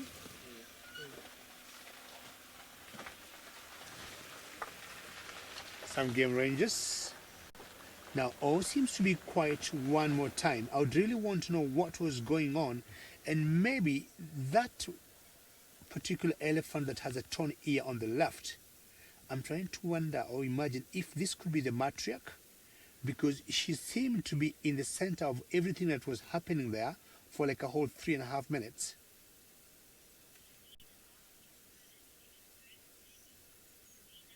Kalina, while it could be, you never know. When an elephant's giving birth, I have only seen once in my career, or in my life in the bush. And if that happens, it has, it has been noted and documented by many guides. They'll always go around the one giving birth and they just shield it, from any other. But we'll be finding out what could have been happening or what's happening at the moment. But that's the possibility, and I like your comment. Any one of them could have been giving birth. Who knows? And looking on the grass now, it's not blowing like when we had the lions before. The wind have slowed down, and for some moment we disappeared. We went missing in action because very big storms were building up and had some light showers, and we wondered what may happen, and we brought all the canvas and the panels down, and we had to protect our camera equipment, and we moved to a different area where we don't have even a single drop of rain. Very majestic elephants they have always been as they move through the grass. They'll pick what they want. Sometimes you'll not be able to see what they pick, but definitely it's more of the green grass than the tall grass that is not of much nutrition value at the moment. So seeing the matriarch or identifying the matriarch here could be rather difficult. It's not always necessarily the big elephant. It could be small in size, but in general is always the oldest in the herd that will be the leader of the whole group. A few cars just passing, and you hear them coming, joining us to see the Ellies here. It's a big one by any standard. I do not know why it has a Tony on the left, but again, many things do happen. Could be genetic, could have been torn by a bush or a thorn, or sometimes when they play fight, a tusk might have gone through the ear there, and will definitely grow to old age in that condition unless it is seen by a vet surgeon who might try and stitch it. And I don't think it's doing any damage to this ellie here, having it like that, because the ears mainly will have or will be carrying the blood vessels for cooling, and so long as they're able to flap at the pace and the time it wants to, it's fine. Challenges on ellies will come when, for example, they lose either a tusk or they get a trunk being cut by something. But at Tony, I've seen one that had like a whole ear torn into two and had like two flaps of ears, and they could flap, interestingly, at the same time as much as they were separate. Interesting to see this bull in front of the whole group, but you notice it's not anywhere close to the females which have the young ones. It's on the very edge. And this is the beauty of the Mara Triangle. Very peaceful. Lots of tranquility on these ellies as they feed. Where in the background you can see some villages, but that's way outside the game reserve or the Mara Triangle. Once in a while we had some major conflict between the people and the wildlife here, and most of the elephants having no fence between the people and the wildlife here. Once in a while they'll crisscross looking for different pasture, and if people are walking by mistake and they bump into them, we'll have the game rangers intervening to help diffuse the situation. And more so at night when the ellies will be moving from one area to the other, and then human beings, maybe, I'm not sure who sees better between us and them, but we have had issues of elephants or human wildlife conflict between elephants and the locals more at night than during the day. That one looks like it has two colors, and I guess at one point it must have been mud bathing, or it was like, wallowing in the mud. Sorry, what did Pumas custom is that?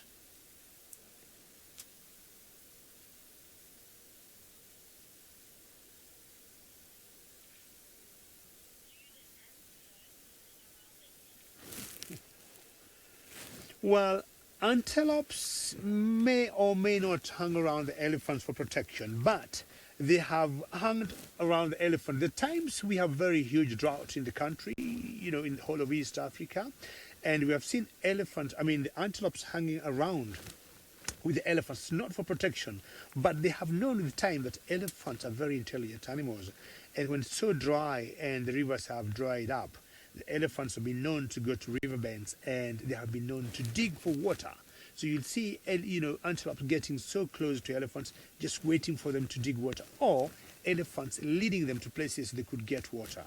If, say, it's a spring or a well that has dried up, they have been known to use their feet and trunks and tusks to dig for water. But when it comes to protection, not really that you'll see antelopes getting so close to elephants. Very good job, James. Getting beautiful sky in the background there.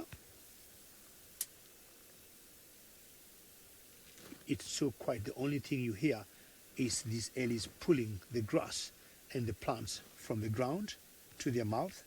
I was talking earlier of the one behind, the one just about to pass, the big mama there that has two colors, meaning that at one point during the day, maybe because of the heat of the day, it must have been mud wallowing somewhere. And the mud also will help them to keep the flies or any bugs away from their bodies. And you can tell the tusks don't look very clean, meaning that they must have spent a lot of time in the water. Gary, do elephants ever get to I would say yes, but how would we know? It's difficult to tell. Elephant got 6 sets of teeth, and I'm sure most likely before they get the toothache, that particular set is out. Unlike we human beings who will eat lots of sugar and lots of processed food, elephants are strictly herbivores. I do not see any concern in them that would have any dental issues to the elephant. What they eat, I would say, is clean, is what they are able to chew. A set every 3, 4, 5 years is out. I highly doubt they get toothache. They won't get any refined food, not a lot of sugar, not fizzy drinks like what we keep having every now and then, and we keep seeing dentists. I think elephants, I would not say for a fact, I do not know 100%, but I would say I doubt they really get toothaches, because they eat clean, they eat fresh, they eat natural, they eat good.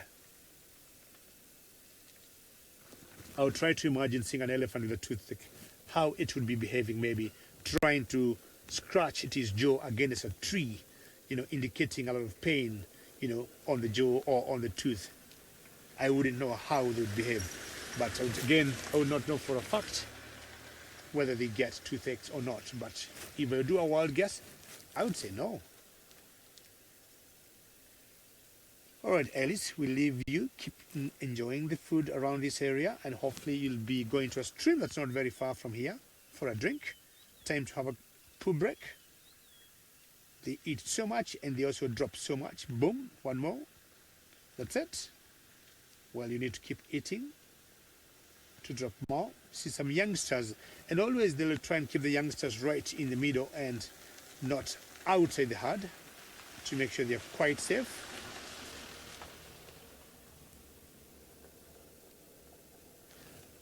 Right, we're going to move on and find out what could be ahead of us. All right, James, good to go? And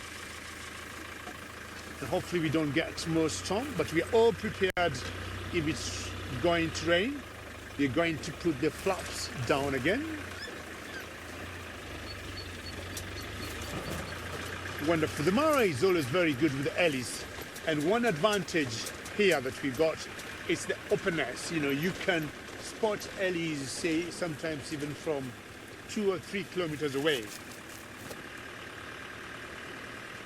So the migration is yet to get where we are. We are hoping once the wildebeest will come, they'll be eating all this grass here and making it very short. Elephants will try as much as possible to avoid eating it. I'm not sure what my friends could be watching here. There could be something interesting here, and maybe you might be seeing a rhino, maybe. Let's find out. We could be very lucky. Having seen the lions a few minutes ago, having seen elephants, having now maybe a black rhino at one point. James, you're going to tell me what the best position for you, if this guy might come down. Yes, it's a black rhino. Let's find out what's the best location for James. James, I think what we're going to do... Anybody behind me, James? Huh? The vehicles behind me? Alrighty. Let me get a different place. And we're going to try and get some good elevation. Raise the camera for James, for him to be able to put the rhino on the screen. But I'm very excited. I haven't seen black rhino for quite some time. We're going to go up there and see how likely shall be. Can I back up, James? Just hold on for a minute. If we raise the level of the camera, we might be likely to see it. How is it, James? Can I come back? Just holding on for a minute.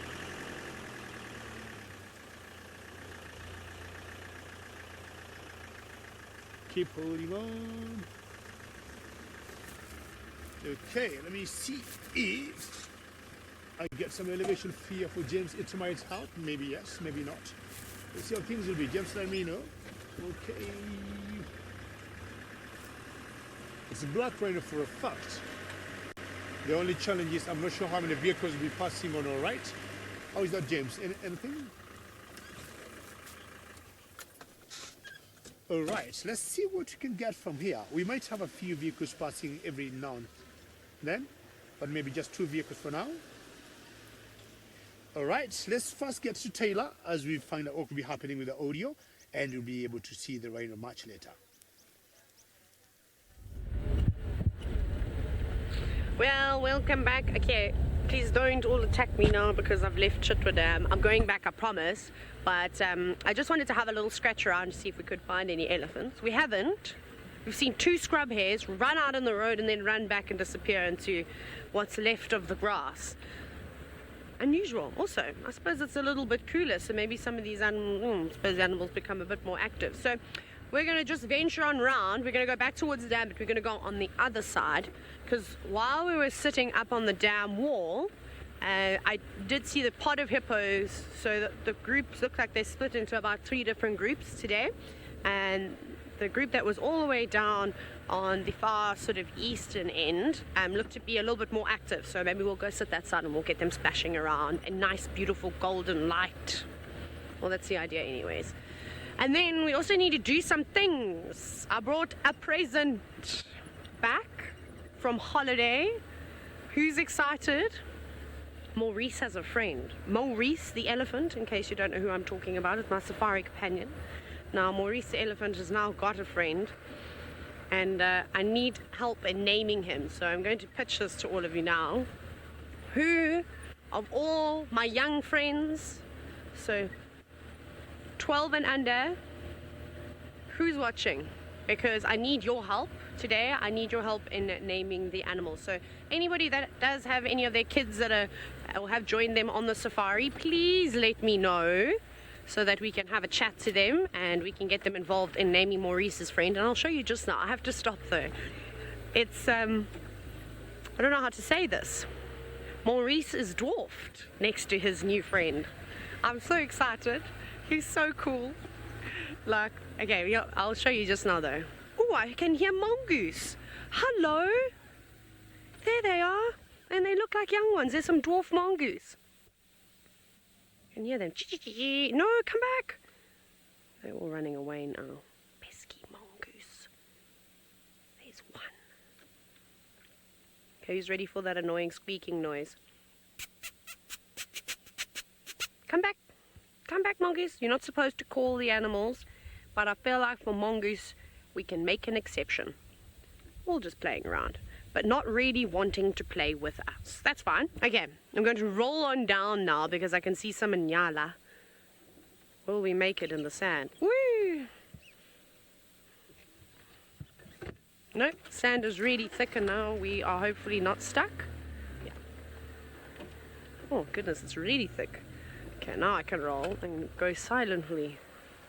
Hello. There the go-away bird, very unimpressed with me. So while you look at the inyala, I'm going to get you Maurice's new friend. I don't know why I whispered that. I've been watching a lot of Harry Potter and I found that I speak like Voldemort now. There they go, nibbling on what's left of the leaves. It doesn't seem to be really much there at all. Yay! Mita, who is 9 years old, is watching, so that's fantastic. Mita, you're going to have to help. We're going to have to ask your mom to help you. and you're going to have to send in all your suggestions. Are you ready to meet my new friend, Maurice's new friend? He's actually not my friend yet, because I don't even know what his name is. But here, yeah. Senzel's waiting for the great reveal.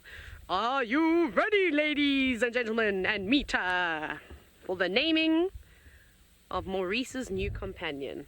Look how cool he is, he's so big. Pradeep and Samu, are you also watching, my young friends? I'm so excited. So the three of you are going to have to try and name the minion. I have a minion. How awesome is that? Hello.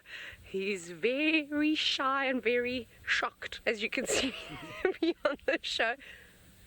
If only Maurice's face could move. Very white teeth. This is so funny. Yeah, I was like, exactly, Kirsty. I don't think he wants to be here. It's just like, I've been abducted. Take me back to my family. But anyways, okay, so Samu, Pradeep, and Meeta, I need you to send in your suggestions as to what we are going to call Maurice's new friend. And all the other kids that are watching, send them through. Okay, so very cool. He's huge. He's got little legs. Look how small his feet are.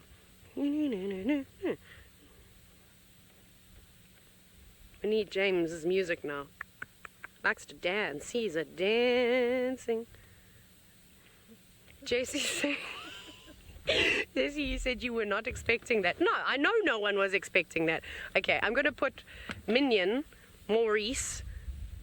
They can be covered because that yellow is a very distracting color on safari, and then none of you will be paying attention. Let's drive to the dam. Let's go have a look at the dam, and we'll just sit and wait. We'll give you an opportunity to now all send in your name, said Jason. Tula, Ann, and Willow are also watching today. I'm so excited that I feel like I'm really lucky to have you all aboard my safari vehicle this afternoon. That's fantastic. That's so cool. Oh, hang on. There's Kudu. Hello. I was going to the dam, but now I'm obviously getting horribly distracted with all these wonderful antelope.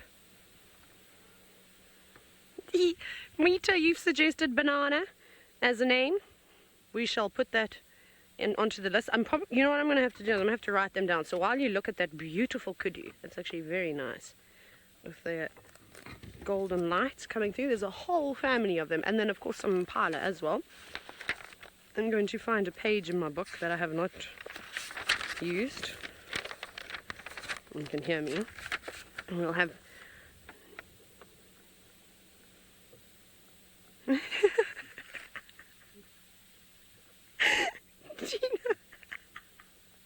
No. You've just ruined my childhood.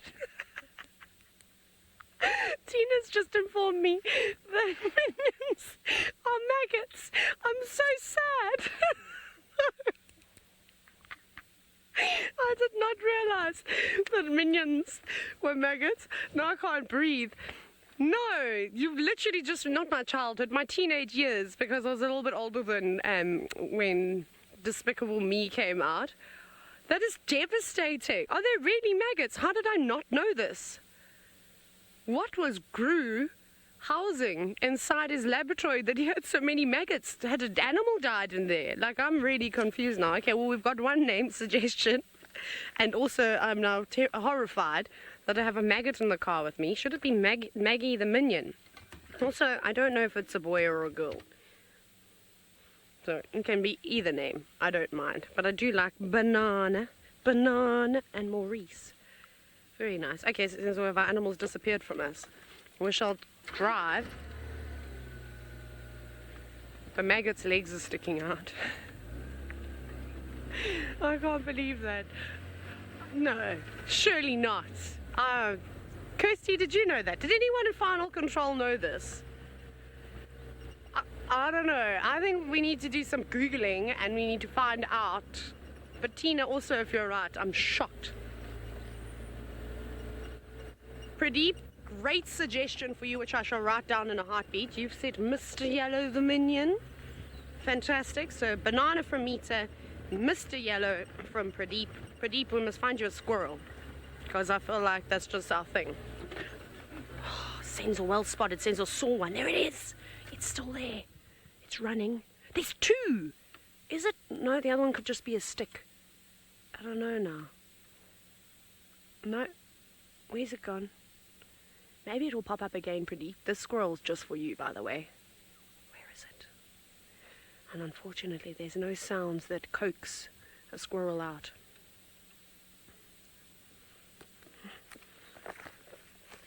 I'm going to write all these down. Tula, and you said eyeball. Okay. Chucky. No, Chucky. Chucky says Tula and Willow says eyeball. Mr. and then Pradeep. Pradeep, you said Mr. Yellow. And then a few of you are all commenting saying if there is some truth to the minions actually being maggots, that Maggie is quite nice. I can't name it Maggie though. I've now given the naming up to all my wonderful young friends. So it's up to them. It can always have a nickname though. I mean, my nicknames are ridiculous. I have a new one.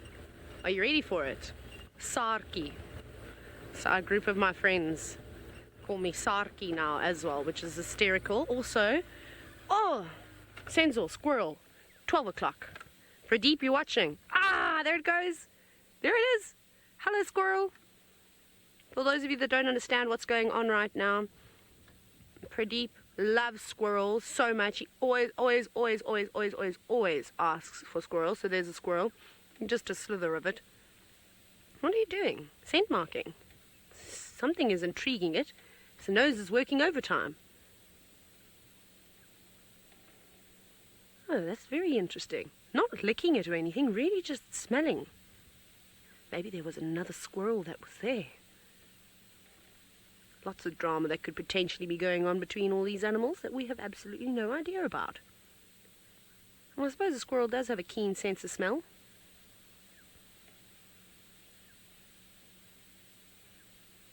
Very, very busy. I wonder what it was. Oh, didn't like that. I think it's got itself all ruffled up. Looks like all its hair is standing up on its tail. Well, they do have quite bristly tails. That's actually a very abstract view of a squirrel. Quite cool. Make for great screenshots, so make sure that you share them with all of us. I'm glad, Pradeep, that I've made your day, or hopefully I've made your day, with this squirrel. Or as Sebastian would say, squirrel. Squirrel. Because of his French accent. So the other thing that I wanted to show you is that we've got the world's population of Egyptian geese. As you can see, they are, I'm going to try to count them very quickly. 1, 2, 3, 4, 5, 6, 7, 8, 9, 10, 11, 12, 13, 14, 15, 16, 17, 18, 19, 20, 21. I'm going to guess because I always give a few more. There's like 30 Egyptian geese here. I mean, that's a bit excessive.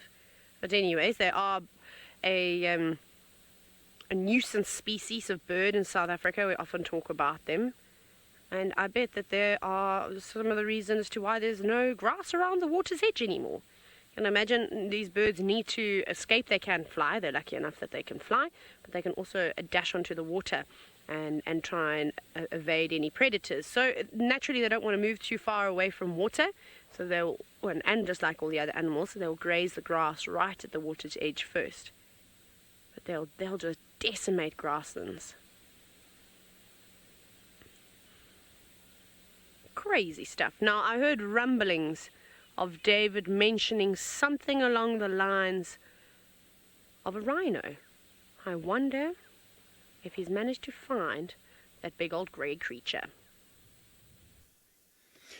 Well, talking of the Egyptian geese, hopefully the mystery of the disappeared goslings was sorted. If not, Castor would be happy to know if you'd ask James Henry whatever came up of the missing goslings. And we got a black rhino here, and as I was telling you before, we came to a raised or an elevated point where James could be able to capture it.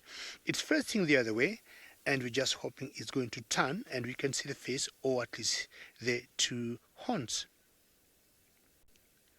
Two species of rhinos in Kenya, the black rhino and the white. This is black, and I'm sure you all know it's not about the color that tells them apart. It's the shape of the mouth, and the black rhino, what we have now on the screen, having a triangular-like shaped mouth. That's one major difference. And the other important difference is their feeding habits. The black rhinos basically being browsers, and you'd wonder what she is doing there. And she is basically not eating grass, but occasionally they'll come out of the bushes or thickets or forests, and they'll be picking small plants or small little shrubs just to supplement their diet. You can see how she keeps moving her ears. And I've always thought the black rhinos got better, hearing senses than sight rather. A third difference maybe between the black and the white rhinos, these ones don't tend to go like, they're not very social, unlike the whites. The whites, you see male and a female together. And Jennifer, you say you love rhinos, and I'm also very excited. I haven't seen a rhino for a long time. Jennifer, thank you very much. Great comment.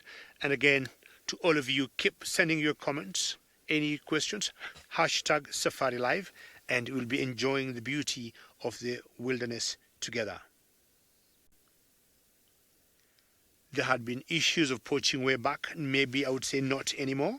And for the game rangers to keep track of the rhinos, they have been doing some notches on the ears. So you might see a particular rhino having maybe one notch or two on the ears, and that way the game rangers are able to keep track of the rhinos. Between Kenya and Tanzania, we are in the Mara Triangle, and we border another national park called Serengeti. And between the two, there is no fence, and these rhinos will always crisscross in each country. But the game rangers always work together, and they're able to know who is where. So the rhinos, or the horns that you just saw there, is the precious thing to the poachers, which they kept killing them for.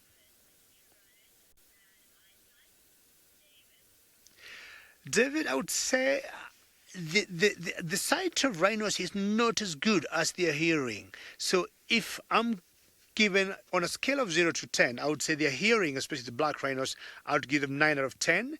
And for sight, I would give them a 6 out of 10. Not that they don't see, but they don't see as well. Sometimes we have always thought they see images in multiples, but for hearing, they're very, very quick. If you just break a bush, if you're near a black rhino, you'll notice how it twitches or flicks the ears very, very quickly. And sometimes it will look and maybe look in the wrong direction. But once it turns the ear, you'll see the ear tends to zero in from where the sound is coming from.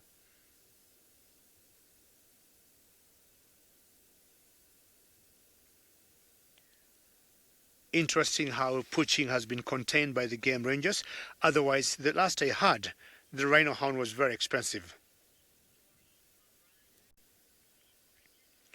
James Richard, I mean, rhinos, people have always associated them with good luck. The tribe or the village you come from, we have always thought if you see a rhino and the rhino does not cause any damage, either to the villager or it doesn't come through your garden, when you go back home and you share the news with someone, it used to be in a few days' time, a child would be born in the village, and more so in the very family you come from. And that's way back. I'm not sure whether they still believe it in the village. I left the village and moved to the city, so I want to believe it could be the same. And I think we got some ox pickers that just landed on her, and she immediately moved up, finding out who it is trying to get, a ride on me, and she definitely can tell they are of no concern. If anything, they'll be getting any bugs, any ticks or mites on her. So they could either be red, billed oxpeckers, or the yellow-billed oxpeckers. She hasn't moved much from where she is.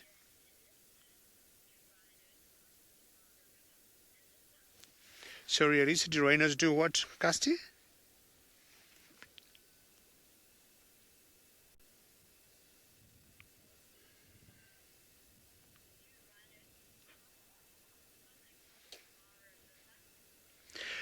Well, that's a very interesting question, Elisa. And personally, I haven't seen a rhino crossing the Mara River.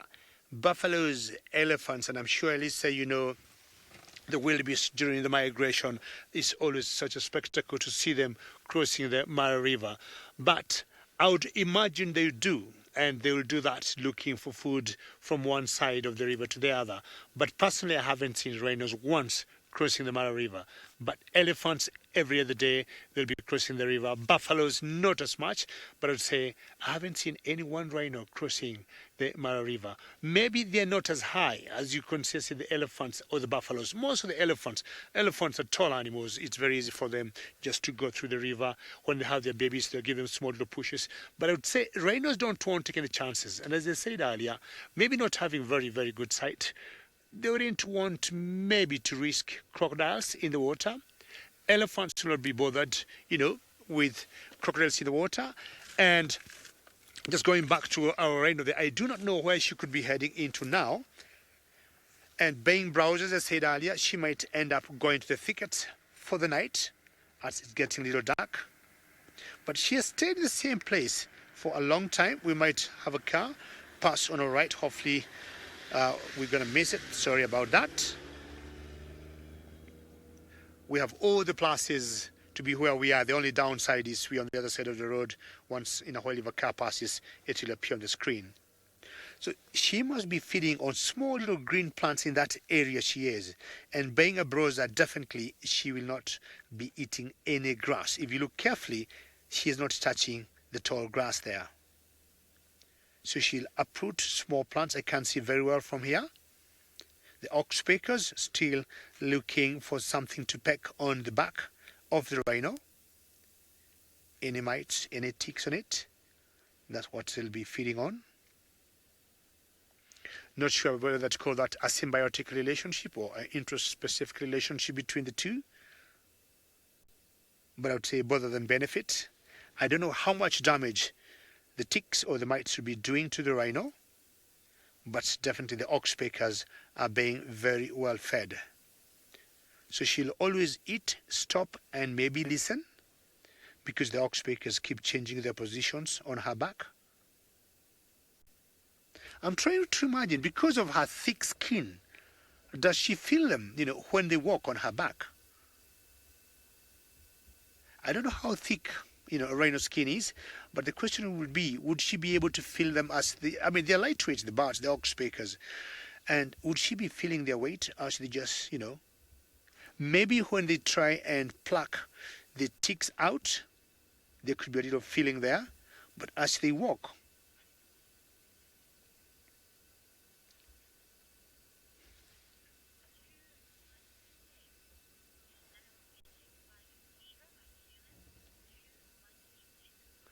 Lou monkey tick, I would say yes, animals just like humans would get the fever. The level of the fever they get, unlike human beings, I do not know. But at a particular time, because of the parasite, you know, that they get in the bodies, I'm sure the antibodies will always shoot up in the bloodstream to try and fight the parasites, and in the process get the fever. I would say they always get it. How and what level, I have no idea, but I would say yes, they do get it. Like rhinos being mammals, you know, just like us, though definitely maybe we have so many commonalities with them than differences. I remember a friend of mine was bitten by a tick, but it was a very small tick. And how it ended up on his armpit, I have no idea. And he kept scratching his armpit, but he could never see the tick until when he got sick and got the fever.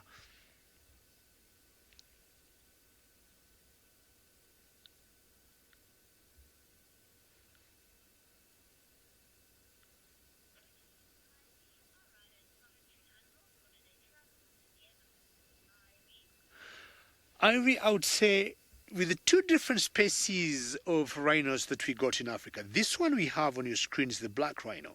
But when they're mating, it's very possible to see two together, or when you see a cow with a calf. Sometimes you might see three or four together, but I would say they are the black rhinos. The black rhinos are more solitary. But again, as I said, if they're mating, you'll see two together, or you might see a male and a female and a calf together. You know, a bull and a cow and a calf together. But for the white rhinos, there's a time I saw about 7 of them together. So yes, they travel in groups, and also they do not travel in groups depending on the species or depending on the time of the rhinos. That's very beautiful to have all those oxpeckers right there. Most likely there's more concentration of the bugs there than at the back. I don't see them pulling out. Yeah, that one is rather busy trying to peck and removing the bugs. And this oxpecker's got beaks that are like scissors. And the rhino just flicking his tail, not knowing whether, you know, she wants the oxpeckers out or is a reflex, like most animals. And the ears will keep twitching and changing directions, maybe to pick any sound. We are the only people here, so I'm sure it's very, very quiet. So whatever she has been eating there, it must be something she's really enjoying. I can't see it, but you can tell she's picking something and just chewing. Hello, rhino. And if you look carefully at the ears, you can see the notches that I was talking about. And this is what the game rangers will use to know who is around, who they have not seen for a long time. Way back in certain areas, they'll also put some small little chips on the ears, and they're able to collect some data on their movement. Or if one goes missing for quite some time, they maybe activate the chip to know where it is. I'm very happy now. The game rangers are just doing a wonderful job to make sure poaching has been contained, and we are able to bring to you such beautiful wilderness all the way from the Mara Triangle in Kenya and also from South Africa. How peaceful this rhino is here. I don't know why she is twitching the ears. I don't think there could be any flies at the moment. And you can tell the wind has completely stopped now.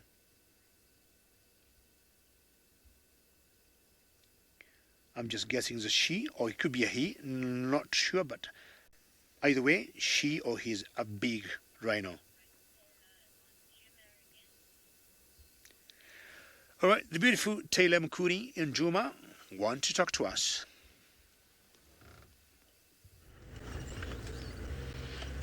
Oh, David. I'm sorry, I've always wanted to do that. Every time he says the oh beautiful Taylor. But now I don't have a long ponytail to do a real hair flick and then greet you. Oh, I'm obviously just being stupid, everybody. So we've left Chitwa because I'd like to follow up on Tingana again and see what he's up to. So we're going to go and investigate and see if there's anyone still there. From what I could gather on the radio, it doesn't sound like... Maybe there's one person there now, but I can't get hold of them, so we'll find out shortly. We'll have to creep on in as to not disturb them. And then, blast from the past, also driving around, and the next minute I see, after we were talking about the Egyptian geese and things like that, I see this person is like sitting like this, like looking at me, and I'm like, they're not looking at the Egyptian geese, surely not. They can see from a distance what bird that was. And then I said to Senzo, I was like, who's that? And I'm starting to name like all the Simambili ranges, and I'm like, no. The guy I used to work with like a long time ago at Sabi. So I was like, oh, how's it? So weird. It's amazing who you can bump into in the sands. So so yeah, but we're not far, so don't worry, I'll actually get you animals. I'm speaking all the nonsense now while we try and get to this bush shrike. Can you see it? Do you see it, Senzo? Look at that. Look at that. That's incredible. Okay, game, everybody. Which bush shrike is this? Hashtag Safari Live. Get your answers in. Let's see who can remember. Now, they're one of the most incredible birds to see out here in the sands, and they're quite shy. So you often hear them and you often see them. However, you don't normally get a view for them, well, for very long. And out in the open. So I hope you took note of the big robust bill. For me, that's the easiest way to tell the difference between the two common bush shrike species that we get here. Very, very cool. I couldn't believe it. I thought to myself, is that a weaver?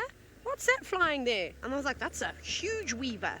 You know, the Arnold Schwarzenegger of weavers. It was massive. And then it wasn't obviously a weaver, it was a bush shrike of sorts. So I look forward to whoever gets the answer right first, you get bragging rights. I mean, I like to get bragging rights often.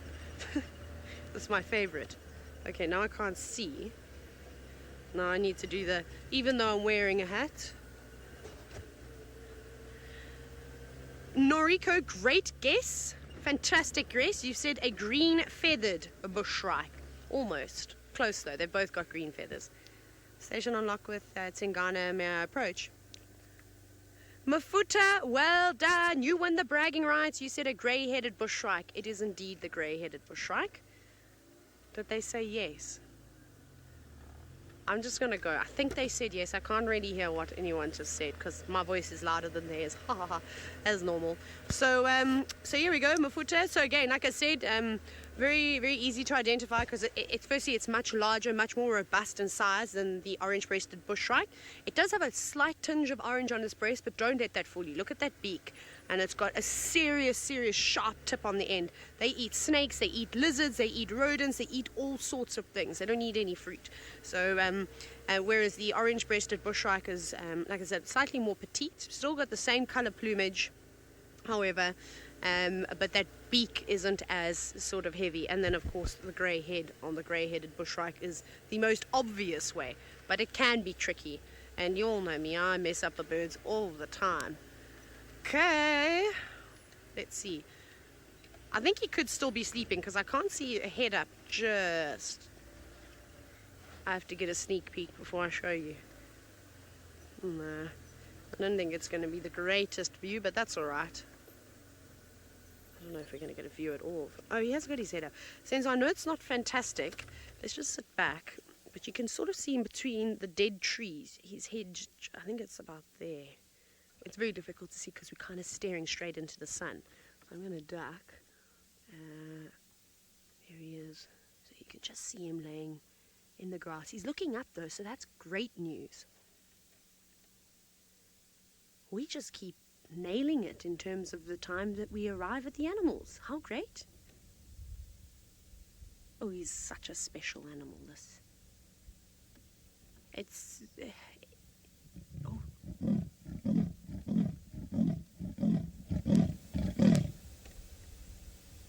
Literally took the words right out of my mouth. That's exactly what I was going to say, Tingana.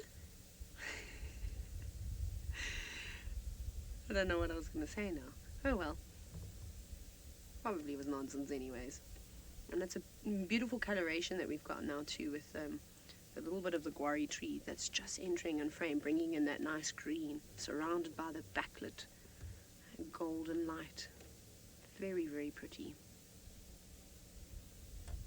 I always think at this time of the year you get the most dramatic photos, especially when you get the cats walking straight towards you and you can line up nicely with the autumn colours.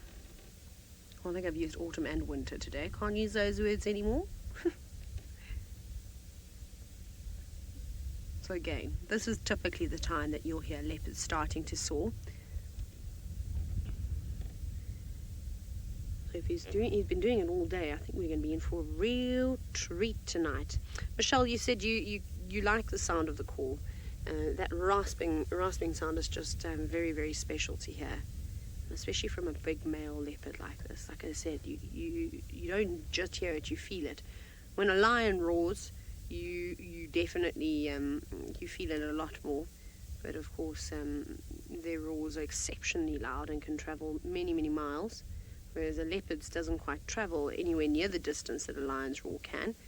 However, when you're close enough, and we are very fortunate to be so close to these animals in the Sabi Sand, you can feel the vibrations in the vehicle, which is so special.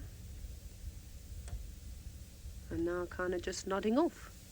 Looks like my mum when she falls asleep on the couch. I've just said that because I know my parents are watching today. Oh, Megan, what do I think Tingana dreams about?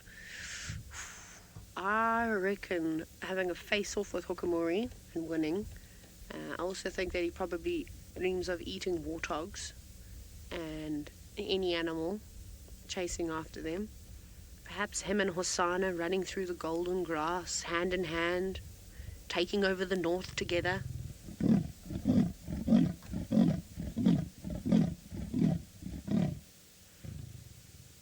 I should have said paw and paw.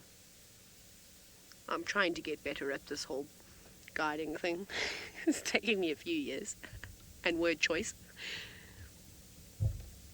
And again, just announcing to everybody that this is his. And I'm trying to remember now, I did see something while I was in the Mara. Who was that young male leopard that was around? That sort of popped his nose on in for a little while, but hasn't seemed to stay around. I mean, I stand a correction. Like I said, I've got to go back and do all the research and make sure I'm up to date with everything that's going on with the leopard drama. Because that's what it is. It really is like a soap opera. I just think we're very privileged that we get to watch it. And it's been so much fun learning about all these animals. Oh, it seems as though James has not left his tent yet. And instead he is peering through the nest cam and looking at the sun setting. I have not left the tent, and the sun is now going down behind Vuatela Lodge. Now, the interesting thing about this picture for me is that the sun 3 weeks ago would have been setting to the right-hand side of the only tree on the right-hand side of the sun. So just behind the lodge. It is moving to the south as we head towards the summer. And I always like the fact that the sun sets in a slightly different place every night, especially as we go towards this time of year, which means that we are heading towards our growth season. And despite the fact that it's going to be hot to a level that will make us complain bitterly, this is the most exciting time of the year, of course, because it is the growing season, it is the breeding season, it is the time soon for the little lambs to be dropped, and of course for the predators to sup upon them. But hopefully we won't have to watch too much of that. So look at that terrapin popping his head up, moving towards the side of the pan to see if he can catch himself a little insect. Now let us look towards the inlet. Oops. There we go. Can we see anything of note there? No, nothing coming down to drink just yet. Let's go around to perhaps the other view. Is it this one? Oops. No, that's the same one. Oops. Where is Scoobert is the question we have to ask ourselves. Where is young Scooby? There is a chilly wind blowing today, so I think that Scooby will probably spend another night beneath the wings of his mother.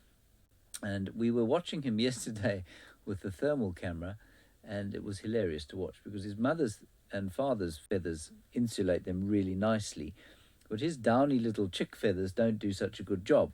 And if you watch him on a cool night, he looks like a sort of nuclear marble rolling along the ground, charging about the place, much brighter than everything else around him. So he's losing a lot of heat as he charges about, his feathers not quite yet useful to insulate him. And I suspect that cold is probably quite a danger for him at this young stage, tender stage of his life. There's a dove, can you believe it? Cape turtle dove, come down for a drink, maybe eating a stone or two. In fact, it looks like a couple having a serious discussion. They're on the far left-hand side of your picture. Oh, there we go. One flew off. He tried to make amends. Did you see that, everybody? Rocky, you say this is very peaceful. That's exactly why I like the nest cam. It's because it gives me a sense of peace. There's something about it. I mean, I think it's probably the water, as I've said to you before. Human beings, one of their greatest needs is water, and I think being without it in a dry area makes people feel very uneasy, and so to be near it makes us all feel sort of at ease. Right, let's go back to Tingana, who certainly seems to be aggressively marking his territory. He's almost certainly who we heard on foot this morning. He also seems to have stolen himself or caught himself yet another meal.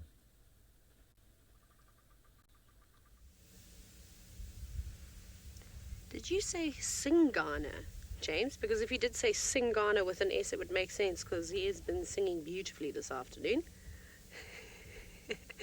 No, he said Tingana, but I think when he does it, we can call him Tingana. And beautiful, sharp teeth.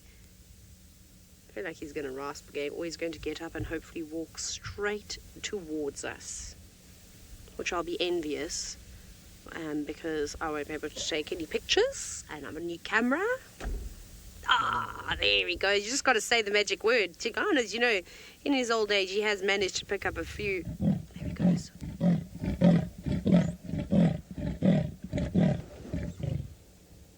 Yay, this is my favorite part, where he walks right up to the car. It's truly amazing. Ah, James has just said that he could actually hear him from the tent. I'm sorry, I'm just trying to not get in the way here. I have to watch this. I'm sorry, everybody. I'm also going to watch him mark his territory right in front of my car. I'm not looking, because why would you not want to watch that?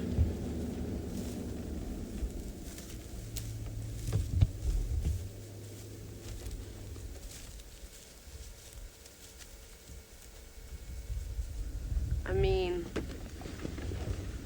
magic. I feel like that's the only way to describe that. To have a leopard so relaxed, soaring very close to the car, then to quite happily mark his territory right in front of you.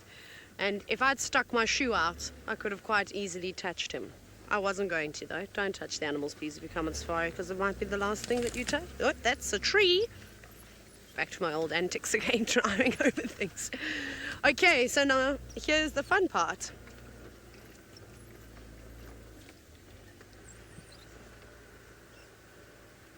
Vippy, shall we try your theory? You've said every time, well, you've noticed every time a presenter mentions Hukumuri's name, he soars.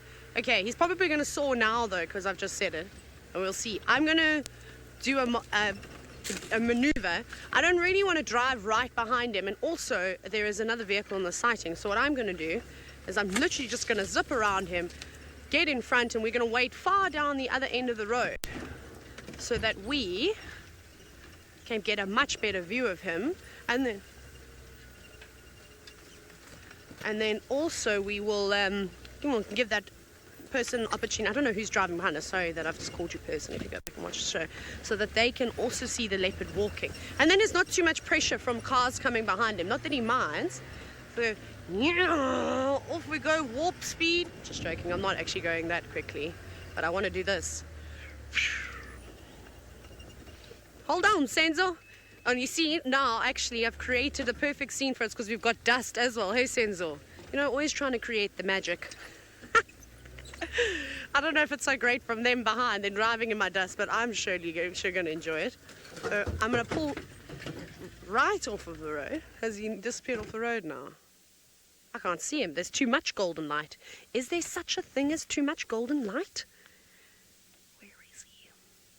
Oh, there he comes. He's right in front of that car. You can just see his tail. I hope you are ready for this. Okay, Vippy, are you ready? Hukumuri. No, I'm just joking, that's me, but it would have been nice if he did that. Should we try again? Hukumuri's lurking on the boundary, Tingana. Best you be careful. No, it's not working. I suppose, though, eventually, if I just kept saying it, he'd eventually soar. Ooh, now he's picked up a scent of something. That's beautiful. Kirsten has now said he's smelling for Hukumuri. I bet he's like, I can smell that bacon sizzling. No. But of course it is important. Perhaps, yes, Kirsty, maybe it's because he is an older leopard and he can't hear as well as he used to, so we'll say it again as he walks past. Imagine he soars as he walks right past me. That will be amazing. That will be so cool. Okay. Are you ready? Because I'm ready. I'm just going to lean back a little bit. So Tingana, we're all just saying how we haven't seen Hukamuri for quite some time. Have you seen him? Or have you scared him away with your bellowing, rasping calls? No. That didn't work either. Oh well. Well, we tried, exactly. We tried. It was fun while it lasted. It was amazing. Ah, okay. So we will let everybody carry on and move on past because we're kind of stuck here. And then I'm just thinking, what's closest? So we might have to go all the way around and then we will catch up to him, but we will... I'm just live at the moment. Cool. So just saying hello to everybody. Sorry, everybody's now trying to get on camera, but they can't. So we will look at... Oh, we haven't finished this yet. Don't worry, I haven't forgotten. We will also eventually choose names. Where's Tesla this afternoon and Ben? I'm waiting. I've got everybody else's answers. I need Tesla and Ben's answers too. So Lady Starfire, if you're watching, they're at school. Phone the teacher. Get them into the principal's office. This is very important. I cannot stress how important this is. Do you know what I'm going to have to do? Is we're going to actually announce the name of Maurice's friend tomorrow. We won't be doing it this evening because I need Ben and Tesla to also have a chance. Now cover them up so they're not so distracting. Okay, let me reverse now. It always makes me laugh a lot when people drive past us and they're like, eyes are like this. Like, oh, we're going to be on TV. That's what everyone says to us. Can you put us on TV? And then all I can hear is Alicia, who is one of our producers, saying, because Alicia's from America and she does this really funny thing where she sends me, every time she sees me on the show, if she's not... Actually, no, you know what she did? She sent me a voice note one day, and so I'm digressing now, and it said in a very American accent, but she put it on, which was really funny. It made me giggle. And basically she said, I can see you're on the TV. They might be watching the show. Do you think they're watching the show? There's this guy, he's got his phone out. I wonder if he is watching us right now. Not.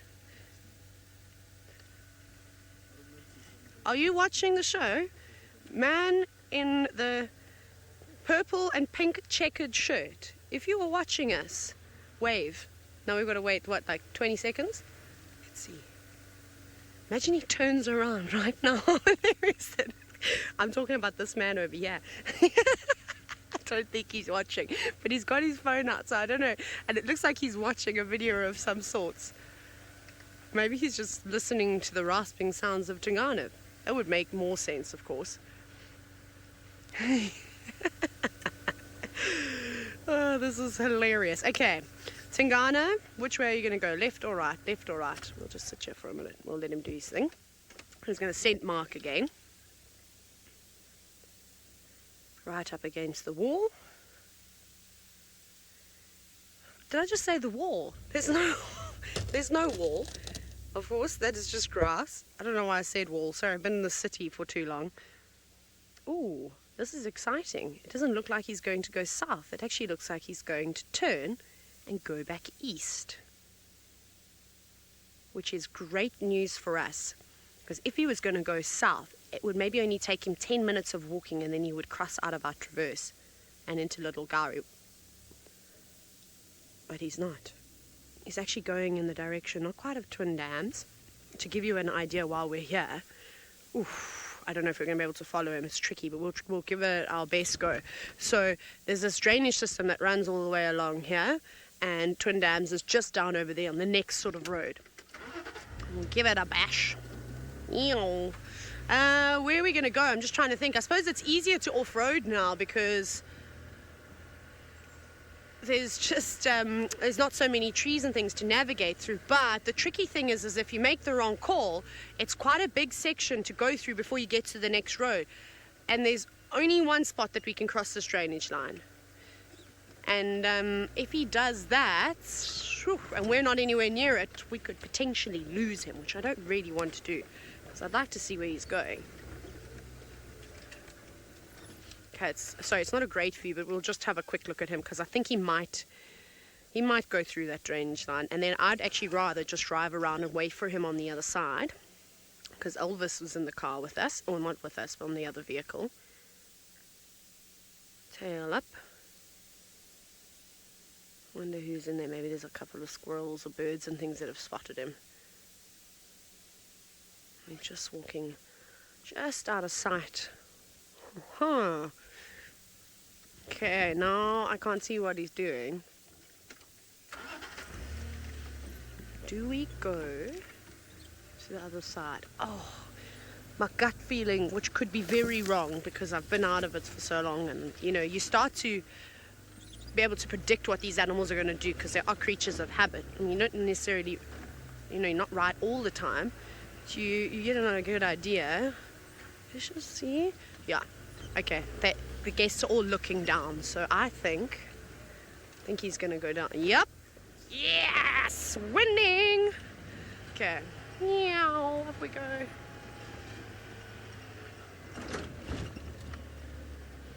Oh, just click my neck back into place. Who needs a chiropractor when you've got me driving? Okay, well, we're going to try and have a look here, and it definitely seems like he's crossed the drainage line, so I'm going to have my spotting eyes out, and hopefully the next time you see us, we'll be back with Tingana. Thank you, Taylor, for holding Tingana. Don't let him go anywhere. We just got some news from friends of mine that they have spotted some lions from a distance, which might have brought down a buffalo.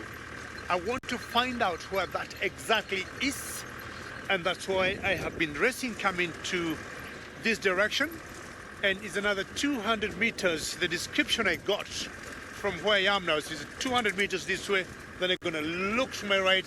Whatever that means is always quite a challenge when we're in the game parks here or in Juma in South Africa without proper signage.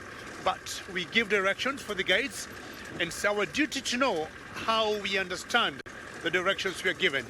You might be told one thing and understand another. So my thinking is around here, and I'll request James, the big James, to keep looking on the right there, and I'll also try and get my binoculars out.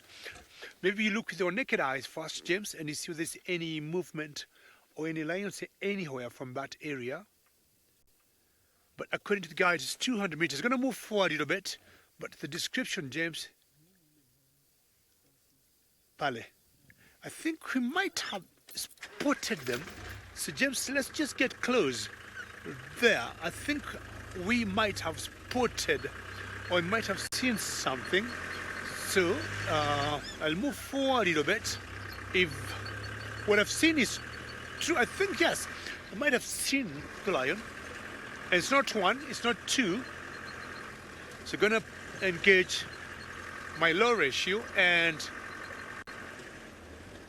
go to the right here. Let me see from this point. Yes, this is better. I'm gonna go to low ratio. And it will be very exciting if what I've seen is correct or is true, and is another what? 3 minutes drive from here. James, you have to hold on. You know, I'm not a very bad driver, James, but if I miss a pothole, you'll be in trouble. So you're going to go straight on, and I think, yes, in Kenya,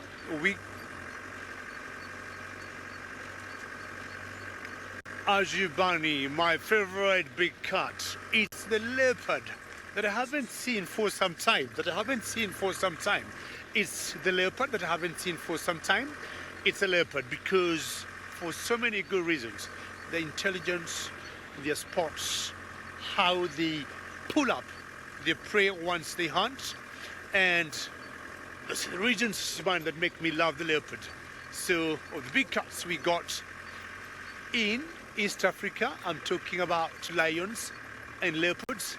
Leopard is my favorite big cat.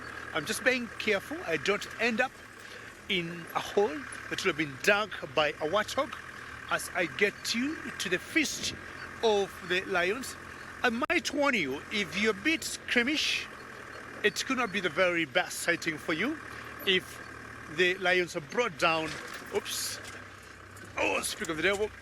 A leopard, a buffalo, it could be a bit squeamish, and a bit scary for people who don't like seeing blood.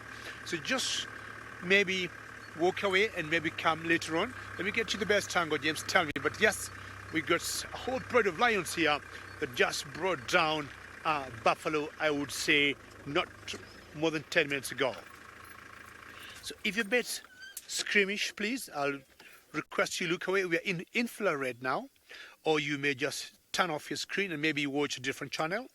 But we got about over 10 lions here feasting on what used to be a buffalo. This was, I gather, 10 minutes ago when they brought this buffalo down. So friends of mine just called me, and I can smell the freshness of the buffalo.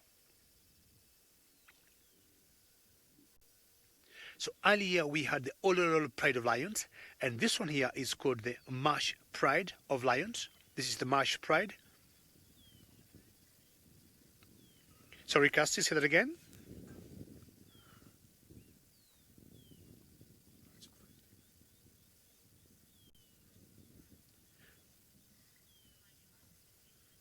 Yes, I was saying earlier we had the Waterhole Pride of Lions that were laying flat. This pride now is a different one, and I would just say this is the Marsh Pride of Lions. And it's called the Marsh Pride because it's always not very far from a marsh area that is close to where we are. It's at the moment about Wacky, you say, wow, and I hope you can hear them growling at each other. I mean, Wacky, this is too huge. You can see them snarling. Look at that particular one on the right there on the screen. I don't know why she's wearing faces. It's a lot for them to eat, Wacky, but I'm sure you can hear them going, wow. Can you hear that, Wacky?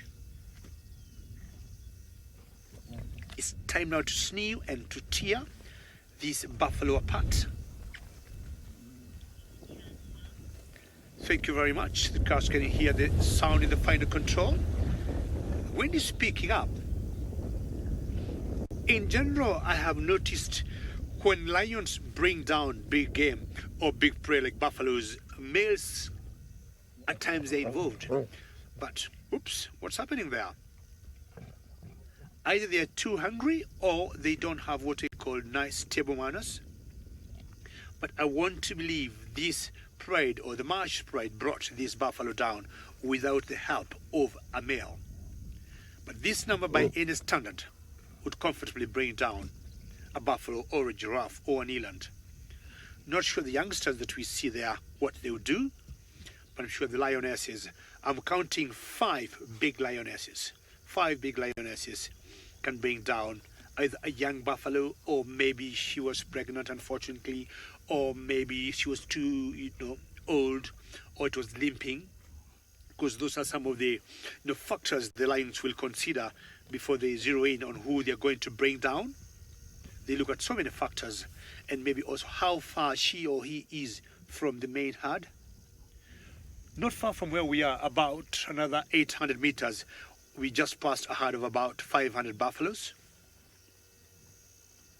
So how these were separated from the rest, I do not know. But I would call this very epic. Very unfortunate for the buffalo, but lucky for the lions. And the good thing about the animals here is they'll always kill to eat. They kill for a purpose.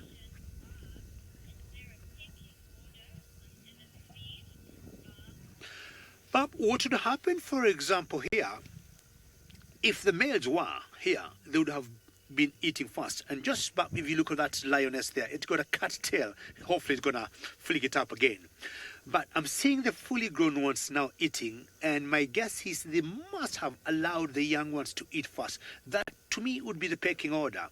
The fully grown ones and the fully grown female lionesses, they might have helped maybe the young ones just to, thaw and tear up and open up the skin of the buffalo. And once they did that, they would have allowed the cubs to go in first. But again, as I said, if the males were here, and mostly the triangle boys, I will tell you, they'll be eating first. That's the pecking order. And then they would allow the cubs in later, or the females. But males normally tend to eat before anybody else, regardless of whether they have brought the buffalo down. And that's the lion's kingdom, and that's their rule and ethic. And I do not know, maybe this could be from a distance. But James, do you think that's another rhino? It could be too far to see the infrared. But if you hold your camera where it is now, I think this... All right, let's go very quickly to Taylor. Franklin. You won't believe what just happened. Senzo and I driving around trying to find this leopard because we lost him. So he went back across the other side and has now come back. And Senzo spotted him. And the next minute, as I was just getting into the perfect spot, he was so chill, just sitting there, doing nothing. This mother daycare and her baby came out, her youngster. And Tingana jumped up. And as he jumped up into the sort of ready position, the pounce position, there was a Franklin. It sounds like a crested Franklin that got the fright of its life. And you can still hear it. That's not, there's also babblers now. But he's still looking. It's a tiny little daycare. It is so, so, so small. So, what could happen is because it's young and inexperienced, he might try and hunt it again. He could go after them. But once that bird gave off that alarm call, Tingana knew that his sort of plan was foiled. Listen to how upset all the birds are.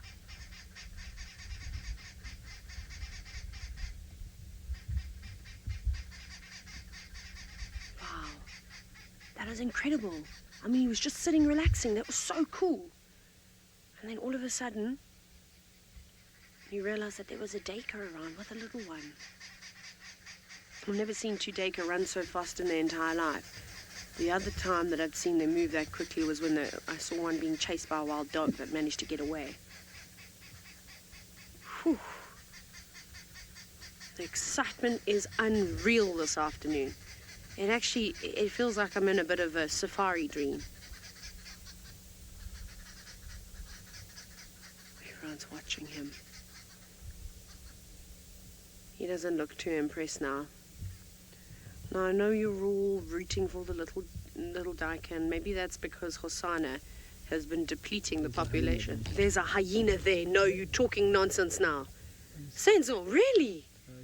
Where? I can't believe it. Oh, there it is. Look at that.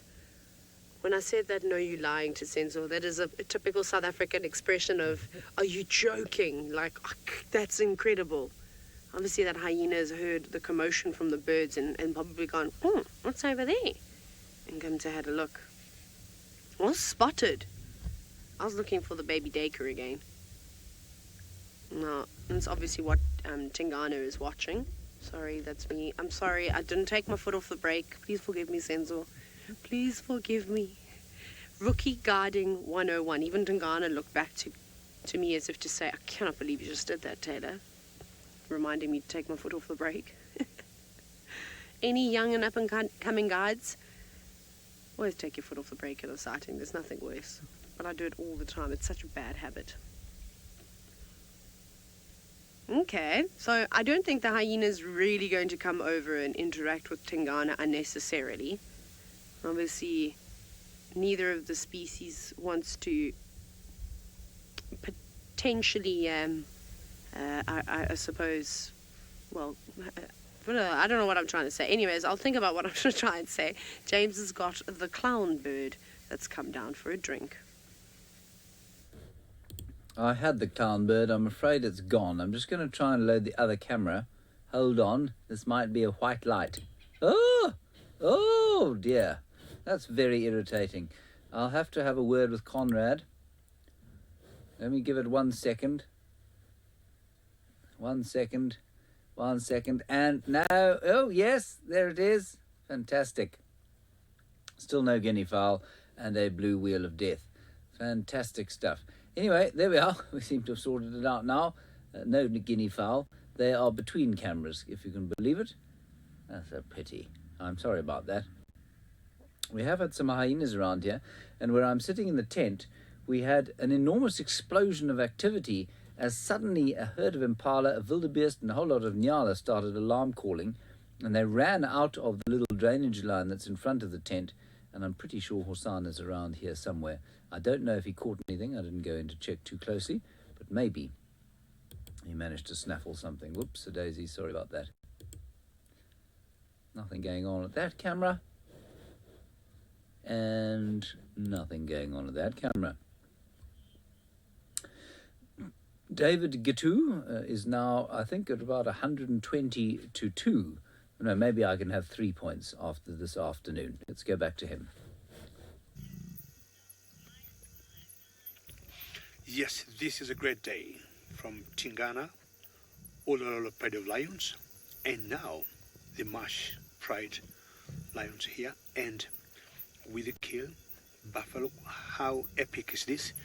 And as I warned earlier, if anybody is a bit squeamish, seeing blood or flesh, or one animal eating another, we request you either to switch off your screens or TV, or maybe come watch later. I think you can hear in the background as this squabbling, eating their dinner, how they're going for. Oops. And you have all gone in infrared to make sure we do not shine any bright light on them, not to influence them, not to affect their dinner. And you can tell they're having the best of time. What she is looking at, the one on the left there, you see the one looking, she's looking at a black rhino, which is only less than 100 meters from here. She's looking at a black rhino. It might be a bit dark, but what James might be trying to show us in the distance there is a black rhino. This is the second one we have seen under 1 hour. That's what she was looking at. Thank you very much, James. It's the black rhino there. And how epic to have lions having dinner and a black rhino moving away. She initially came so close to these lions, but she thought, well, I better go away. And the lions are happy having their meal. There's one youngster trying to go towards that rhino. I don't know what exactly she's doing. And you can see lightning from a distance, and hopefully we do not get storms that will interfere with this epic sighting. We had thunderstorms before that kept going, and I'm sure on the screen you've seen lightning come and go. But as it is now, no sign of rain. That particular lioness, yes, that flicking tail, James. Go to the right a bit, James. Just go to the right. James, if you move your camera to the right a bit. The other way. The other way, James. Keep going, keep going. Yes, there. That particular one, if you look on this tail, it's got like half a tail. And this reminds me of the triangle boys. Yes, thank you, James. One of them has a half a tail, and we call him the short tail or the half tail.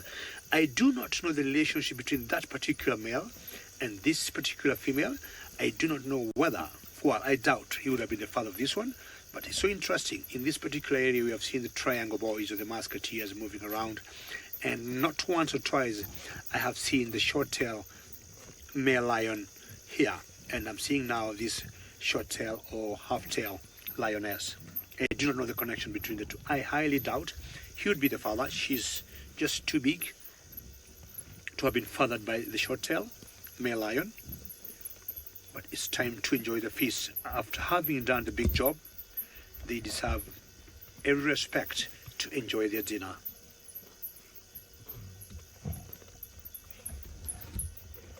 The cubs, most of them look very well fed. I was seeing them earlier. Oh, their faces, they've got blood, the bloody covered faces. And I think the lionesses or the females allowed, or the mothers allowed the cubs to eat first, then they came in. Because when you look, see how they're pulling and tearing the flesh. And where I am, I'm just smelling all this. James, let me know when you get hungry from this. And once in a while you can hear them growl.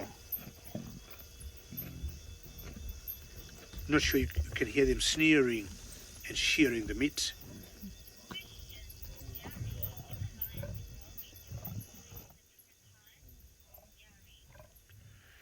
Can a lion do what different times, Gary? Sorry, casting? Roam or roar?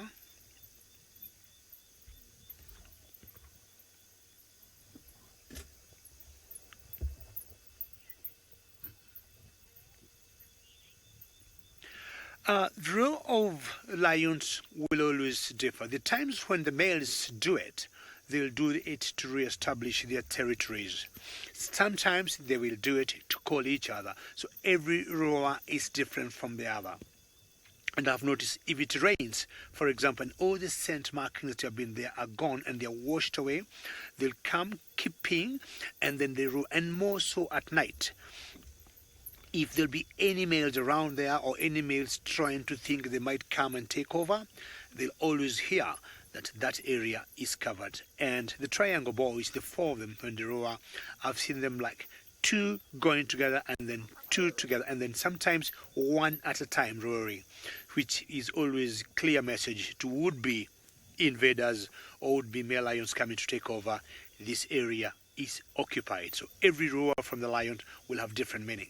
Sometimes you've seen them roaring, calling each other. If they're separated for one reason or another, we have seen them calling each other. The females will also do the same, not roar like the males, but to just hear them calling in low tones.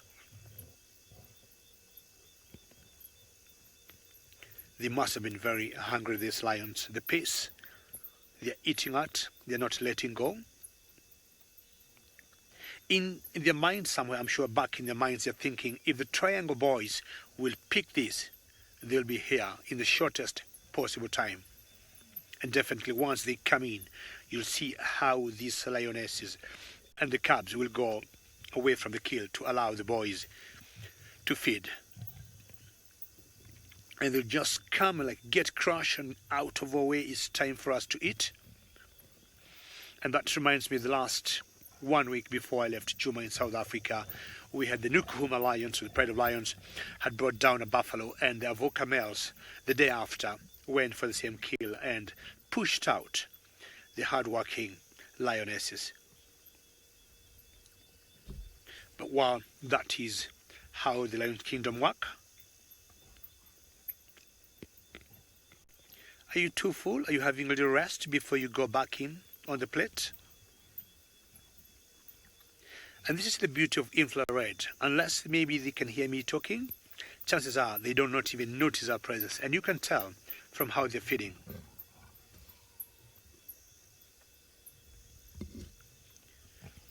Not sure how much will be left by tomorrow morning from this kill. But I can tell you, if anything, very low. Sinak, always big pleasure to hear your name. And yes, I agree with you 100%. These lions are hungry. I saw them early in the morning, and I mentioned, I'm not sure, Sinak, you are watching us that time. And I say they looked very hungry, and they may not go for another day before they hunt. And here they are. And from the look of things, yes, they were hungry, and they did not make a mistake. A buffalo was the right meal for them. When they looked on the menu, a zebra or a wildebeest or a topi would have been not a very good choice. Buffalo was just befitting the whole group, or an eland or a giraffe. But I would say this time around, not having so many wildebeest from where we are, the first choice on the menu is always buffalo. I'm just trying to wonder whether I would be able to know whether this was a male buffalo or a female. Maybe how old it was, how young it was.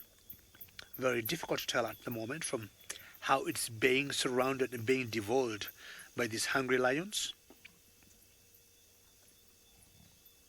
And how beautiful, how epic is this. One of the biggest advantages of lions is they work in numbers. When they hunt, when they go hungry, they are always, their strength is the numbers. And, casting the final control says, this is really awesome. And definitely being the Marsh pride and not being very far from the marsh, at one point I'm sure they'll have a little break, go have a drink, and then maybe come back. What I know for a fact, they'll not go drinking altogether. They'll be here, and some will go drink, some will stay back, making sure maybe the other scavengers or other predators like hyenas do not come anywhere close. Taylor, do you think you might get another leopard that can beat this year?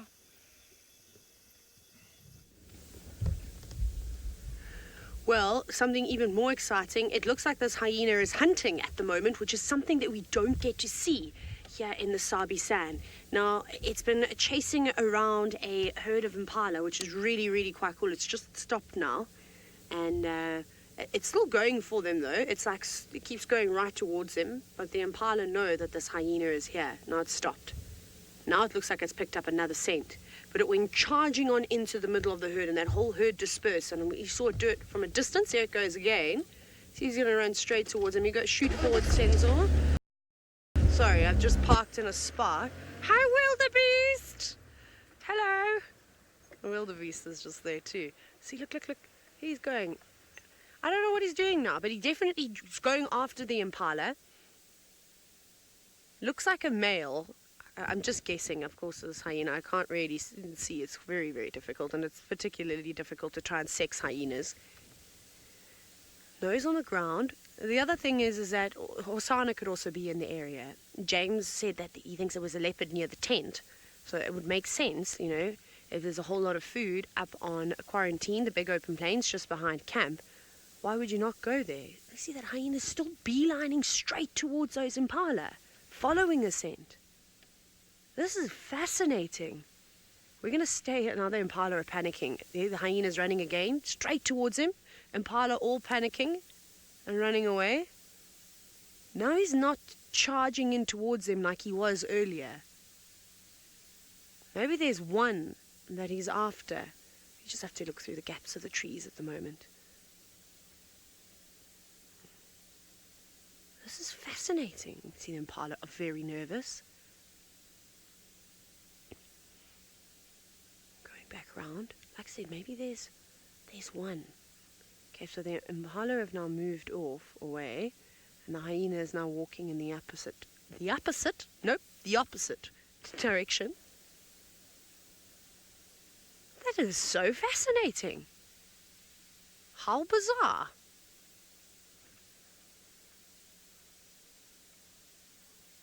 We'll just sit and just watch what he does. So I know it's not the greatest view right now, but if it does walk forward, there we go. Let's see. Are you coming back? Kirst, I think if this hyena does come back again towards these impala, I think it would be just something quite interesting. Let's see.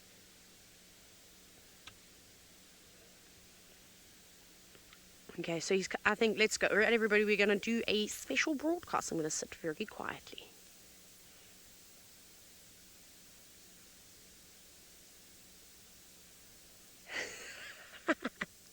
No, now there's technical difficulties. We're standing by.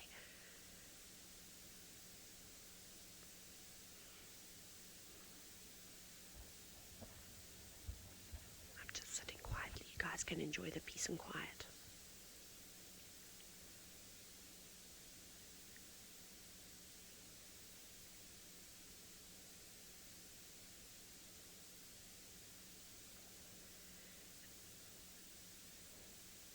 Good evening and welcome to the Sabi Sand, where we've got one of the most mysterious creatures out here, and that, loping away like that, is a hyena. And there's also a wildebeest that you're about to see. Now, it's really, really interesting as to see what's going on with this hyena at the moment, and the interaction hasn't actually been with that wildebeest, but in fact a herd of impala. My name is Taylor McCurdy, and on camera with me today is Sensor, and we're really, really excited to have you on board this live safari. He's coming. There he goes. Now, like I said, this is a live safari, so you can just comment away and actually ask me questions in real time, which is incredible. So nose on the ground. Now, at first I thought this hyena must be hunting these impala, and then I sort of had a second thought and thought maybe it's just picked up the scent of a leopard. But the fact that this hyena keeps going back straight towards the herd of impala, and just before you joined us, we managed to see him, and I think it's a male hyena, charging on in and sort of causing quite a stir. So here the impala that we were talking about. Now, we're also in black and white, as you can see. We've got our special infrared lights on, so we don't have any spotlights on any of these animals at the moment. It's relatively sort of dark out here at the moment. The sun has dropped behind the horizon, And I've got another treat for you. We're going to go to our special thermal camera called the FLIR. Are you ready to have a look to see what these animals look like?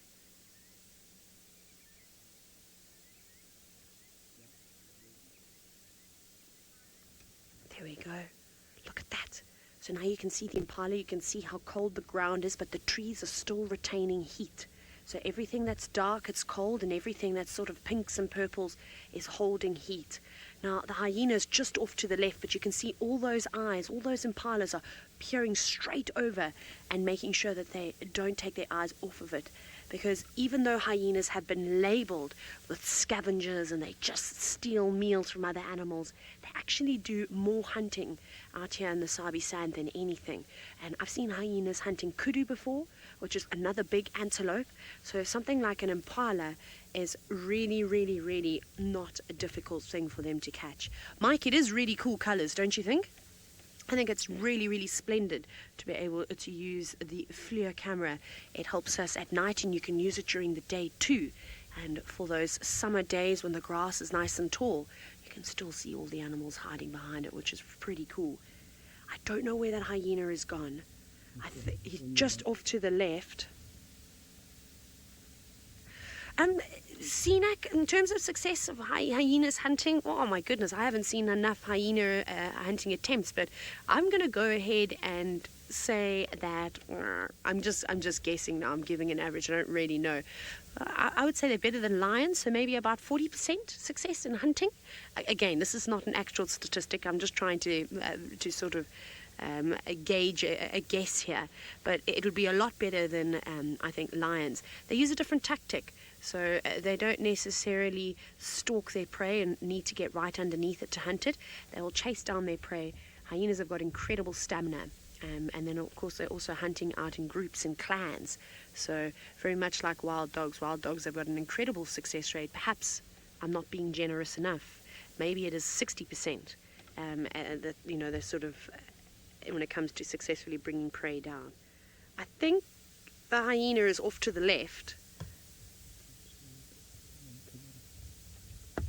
We're back in infrared again. There we go. There, that's where I think the hyena is. So I'm just using my hand as a pointer. It's very, very dark. We can't see much. But I just sort of saw a shape. Now it's stopped. I think it was listening to something. So even though hyenas are good hunters, if they do hear the sound of a leopard or they pick up the scent of a leopard or even lions, they're known to tail those predators and hope that they can, grab a mouthful on anything that they might kill or potentially scavenge the entire carcass. But how cool is that? Just looking back at those impala now. And the game is not over for this hyena just yet, but it does look like it has lost interest in all those impala. Oh no! Turning back around. Maybe it's going to try a different angle. We're back on the FLIR, the thermal camera again, which I think is very, very pretty as it walks through all these trees. And all these trees that you can see are silver cluster leaf trees. They don't really have any leaves on them. Oh, there we go. They're the impala again. You see how also the big ram, the male impala, or the one with the horns, is ushering everybody forward. Also exhibiting how athletic they are by leaping over that fallen tree with absolute ease. Very interesting to see what's going on. You can see those impala are not trusting that hyena tonight. And I think that's what, if this hyena is going to attempt, essentially hunt their impala, he is going to try and stir them up. Patrick, wild dogs like to hunt, not wild dogs, hyenas like to hunt a bit more like wild dogs. So like I was saying, they use stamina, they'll chase after their prey rather than a lion and trying to stalk right up to it. So that is their sort of preferred method that they'll use. And because this hyena is on its own, it could be quite difficult to catch something like an impala, which, as I said, and what we just witnessed, they're incredibly athletic, and leaping over and sprinting and bounding about is not a challenge for an impala. So a hyena is going to have to be in tip-top shape in order to bring down something like that, unless it does manage to sort of stir them around to the point where one impala runs towards it and it can grab it. Back in the infrared again, like I said, there's no light on these animals, which is the most incredible way to view these animals. Spotlights are fantastic to try and of course spot the prey, but or at any animal, we're very fortunate to have these special lights. Maria, I suspect that this is a male hyena. Again, it's very difficult to tell the difference between the two, so that would not be unusual for a male or even a low-ranking hyena to be out on its own. Yes, hyenas are typically in clans, but they can also be quite spread out. So when they're around the den sites, you'll see quite a few of them about. Otherwise, they don't necessarily, like lions, lay in a pile and on top of one another. They'll sort of spread themselves out all in the area, just making sure they keep their territory nice and safe. But a very, very cool scene, some great interaction between these animals, and I hope that you all enjoyed that. Something very special to see here in the Sabi Sand. But remember, you can keep watching Safari Live, and you can just Google us now too, because you never know what this hyena might get up to. But from all of us here, it's been great, and we'll see you next time.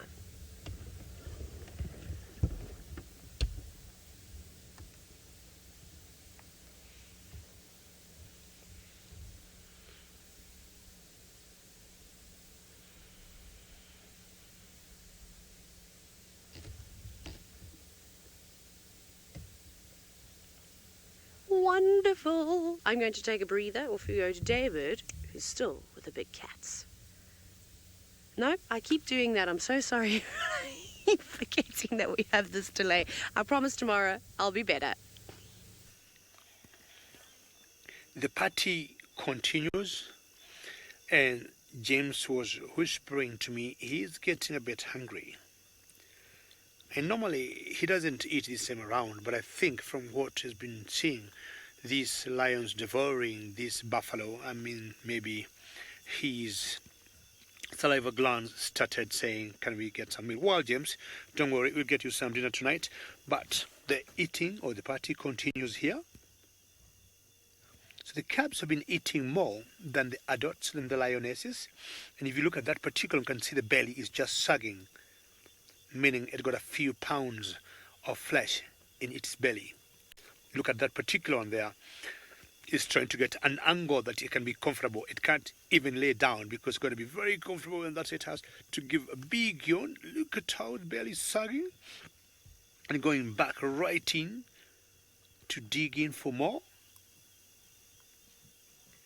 Earlier we had some jackals from a distance like backing, and as I was saying, if anything that would happen now is either hyenas would come in and the triangle boys. So that the two possible cadets that may come in. That's the pecking order when predators do their kills here. It's like cheetahs when they make kills and they don't eat very quickly and the hyenas pick it up. The hyenas will come and just displace them and get into their kill. So these guys or these lions know if hyenas come in big numbers, anything from 10, 15, well, 5 would be okay. I'm sure the lions can contain them, but 10 plus or so hyenas, they would very, very easily dislodge these lions from the kill. I'm not sure why they keep growling every few seconds as they eat. I mean, they have enough to eat. Some have even rested, they're not eating. But look at those two youngsters there. It's like this is their first and last meal in their life. The way they are staying and the angle they are, have put themselves in is to make sure nobody gets so close. So what I think now, they're eating the soft parts, which anybody wants to reach very, very quickly. And like the one on the right, if you look at it carefully there, James, that one is still trying to open the hind quarters of the buffalo. That's a bit tough area, so it have like to thaw and tend to soften the skin, and then it's able then to bite and tear it up to access to the flesh. Again, please don't forget to ask us questions or send us comments from what you can see there if you're not very squeamish on #SafariLive. And you're going to enjoy this beauty together of the African wilderness. It's time to have a little break now. And I'm still convinced they might not opt. Wow, did you see that lightning there?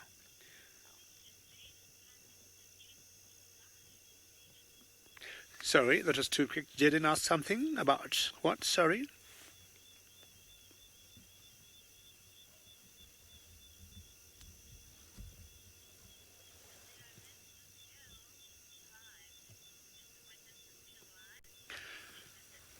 Oh, Jaren, sorry, we didn't get the kill live. If you just joined us, we are in the Mara Triangle and we're in a country called Kenya in East Africa.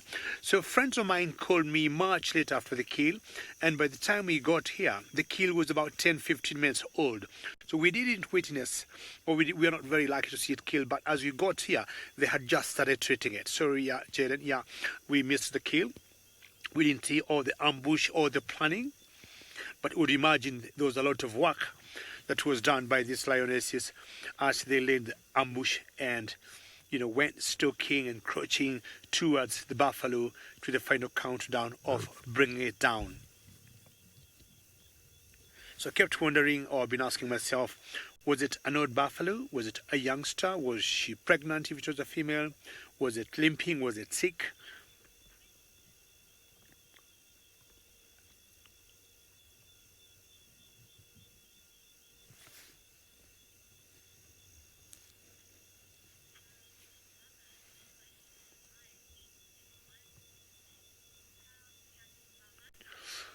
Cat Mama, I'll tell you, it depends on the size of the lion and also on the age. We have seen on good sitting, a fully grown male lion could comfortably eat 40 to 50 pounds of flesh. 40 to 50 pounds, that is a lot of meat. I mean, I don't know how much you can eat or how much I personally can eat if it's meat only. But yes, I have seen one big male on one sitting eating pretty close, I would say, to 60 pounds. That is about 30 kilos of meat, one fully grown male. So that's very possible. Of course, the young ones will eat less. The females maybe not as much, but the males, Cat Mama, they tend to eat more than the females and the youngsters. Here, speed is important. They know they have to eat very quickly. And as I said earlier, the two main concerns would be either hyenas or the males, if they come, the triangle boys. So those would be the only animals that may come and give them a bit of a concern. But as it is now, so far so good. I've just heard some jackals barking from a distance. They try to come, just two. And of course those are tiny little guys. They may not do much. But it's like one of them is moving away, James. Do you think so, maybe? Not sure that's the case. Just find out. No, she just came back. I think she was trying to chase away the jackal that was just barking a few minutes ago. They tried to clip in slowly, coming close.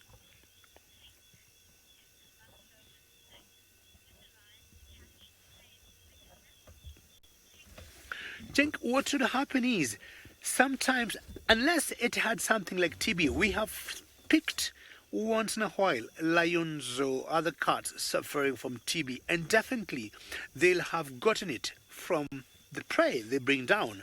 And buffaloes, just like cows, are very prone to tuberculosis, for example. So if it had TB, for example, definitely chances are the lions would get, but not a guarantee. If it was maybe some mild infection, that would be fine. Chances are they would not get it. If it was a different sickness, some kind of fever, or maybe it had a broken leg or something, they'll be fine with that. But we have noticed once in a while cats like lions getting an infection like TB, which definitely they pick it from the herbivores, but somehow they recover, and through their antibodies they tend to heal and they're always back to themselves. Yes, if it could have some kind of sickness, it could be very easy to pass it over to the lions. These two are fully fed. There's that one on the left that you can see she's just laying down. Like, I don't know how many pounds. How many pounds of flesh did you eat? So what it looks like mud to me is all the blood and all the internal organs, especially the stomach contents that they ruptured open. That's what looks like mud on their bodies, but it's not mud per se. these two youngsters there are not letting go. And I'm trying to imagine either they're eating the liver or the lungs or, you know, any soft organ. That's what they're going for. Being young, they also need the soft, you know, part of the buffalo to eat, while the strong ones or the fully grown ones are definitely dealing with the flesh. You better eat as quickly or as much as possible. If the triangle boys get here, I'm telling you, they will put you aside and they'll take over.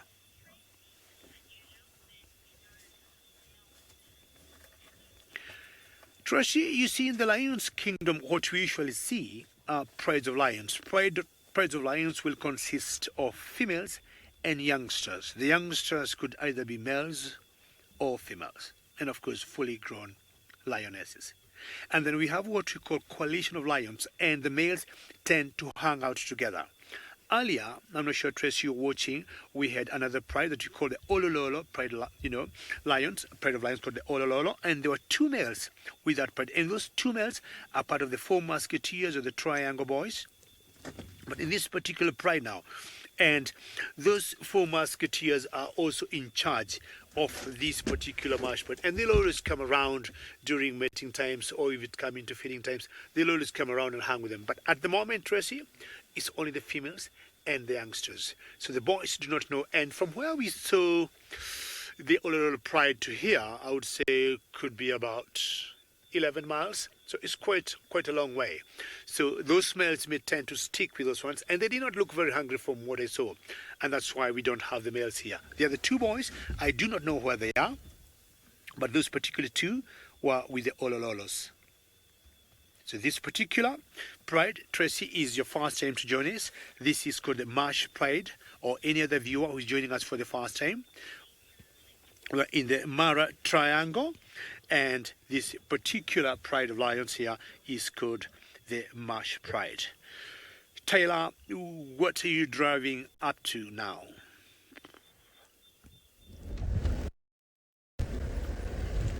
I don't know just yet. Maybe into a tree.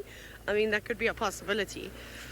Brrr, like I said, it's freezing tonight, and here I sit with shorts and a little jersey. So we've come to also look for Hosanna, who I cannot find, but I'm sure he's probably just in camp. Maybe he's watching Netflix with Louise, because Louise is also back at work. Perhaps that's the case. What's that? Do you think it's him? No jokes. Is it? Are you going to... What are you looking on? We're trying to figure out if... is that not him? Or is it a Dacre? It's a Dacre coming for a drink. Hosanna, where are you? Or should I shout, dinner's ready? As my mom always... No, not my mom.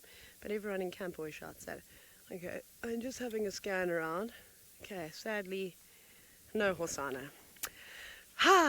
Okay, so everybody, there's something that I need to tell you that I've been trying to hold off for the entire game drive, but I've got to get it over and done with anyways.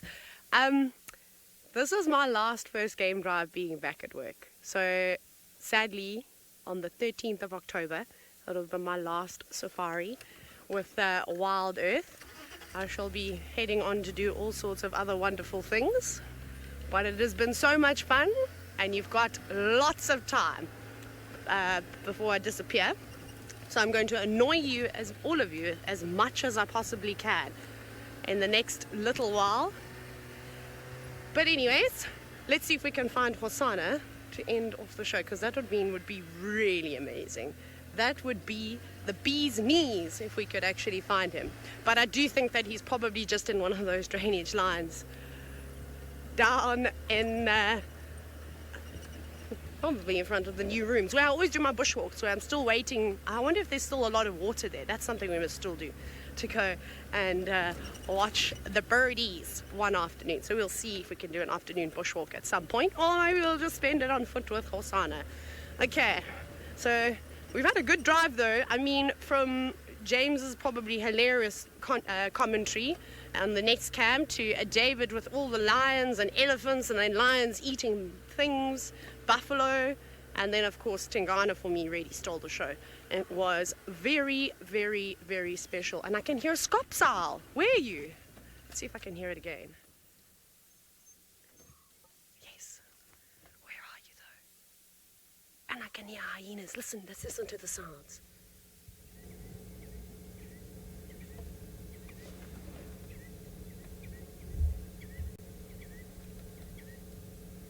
That's so cool. I can hear hyenas calling. I wonder if it was the same hyena that we were watching, because it doesn't actually sound too far away, just down in the drainage line. But I don't know where the scops owl is. Where is the scops owl? Oh well, we'll hopefully find the scops owl. We need Byron back in order to see any owls. Because I don't actually think I have very much luck with finding owls. Oh well, that's okay though. Although there's a pair that lives at Inga's other accommodation. Anyways, join us tomorrow morning for another wonderful sunrise safari. But thank you all for today, and we'll see you all soon.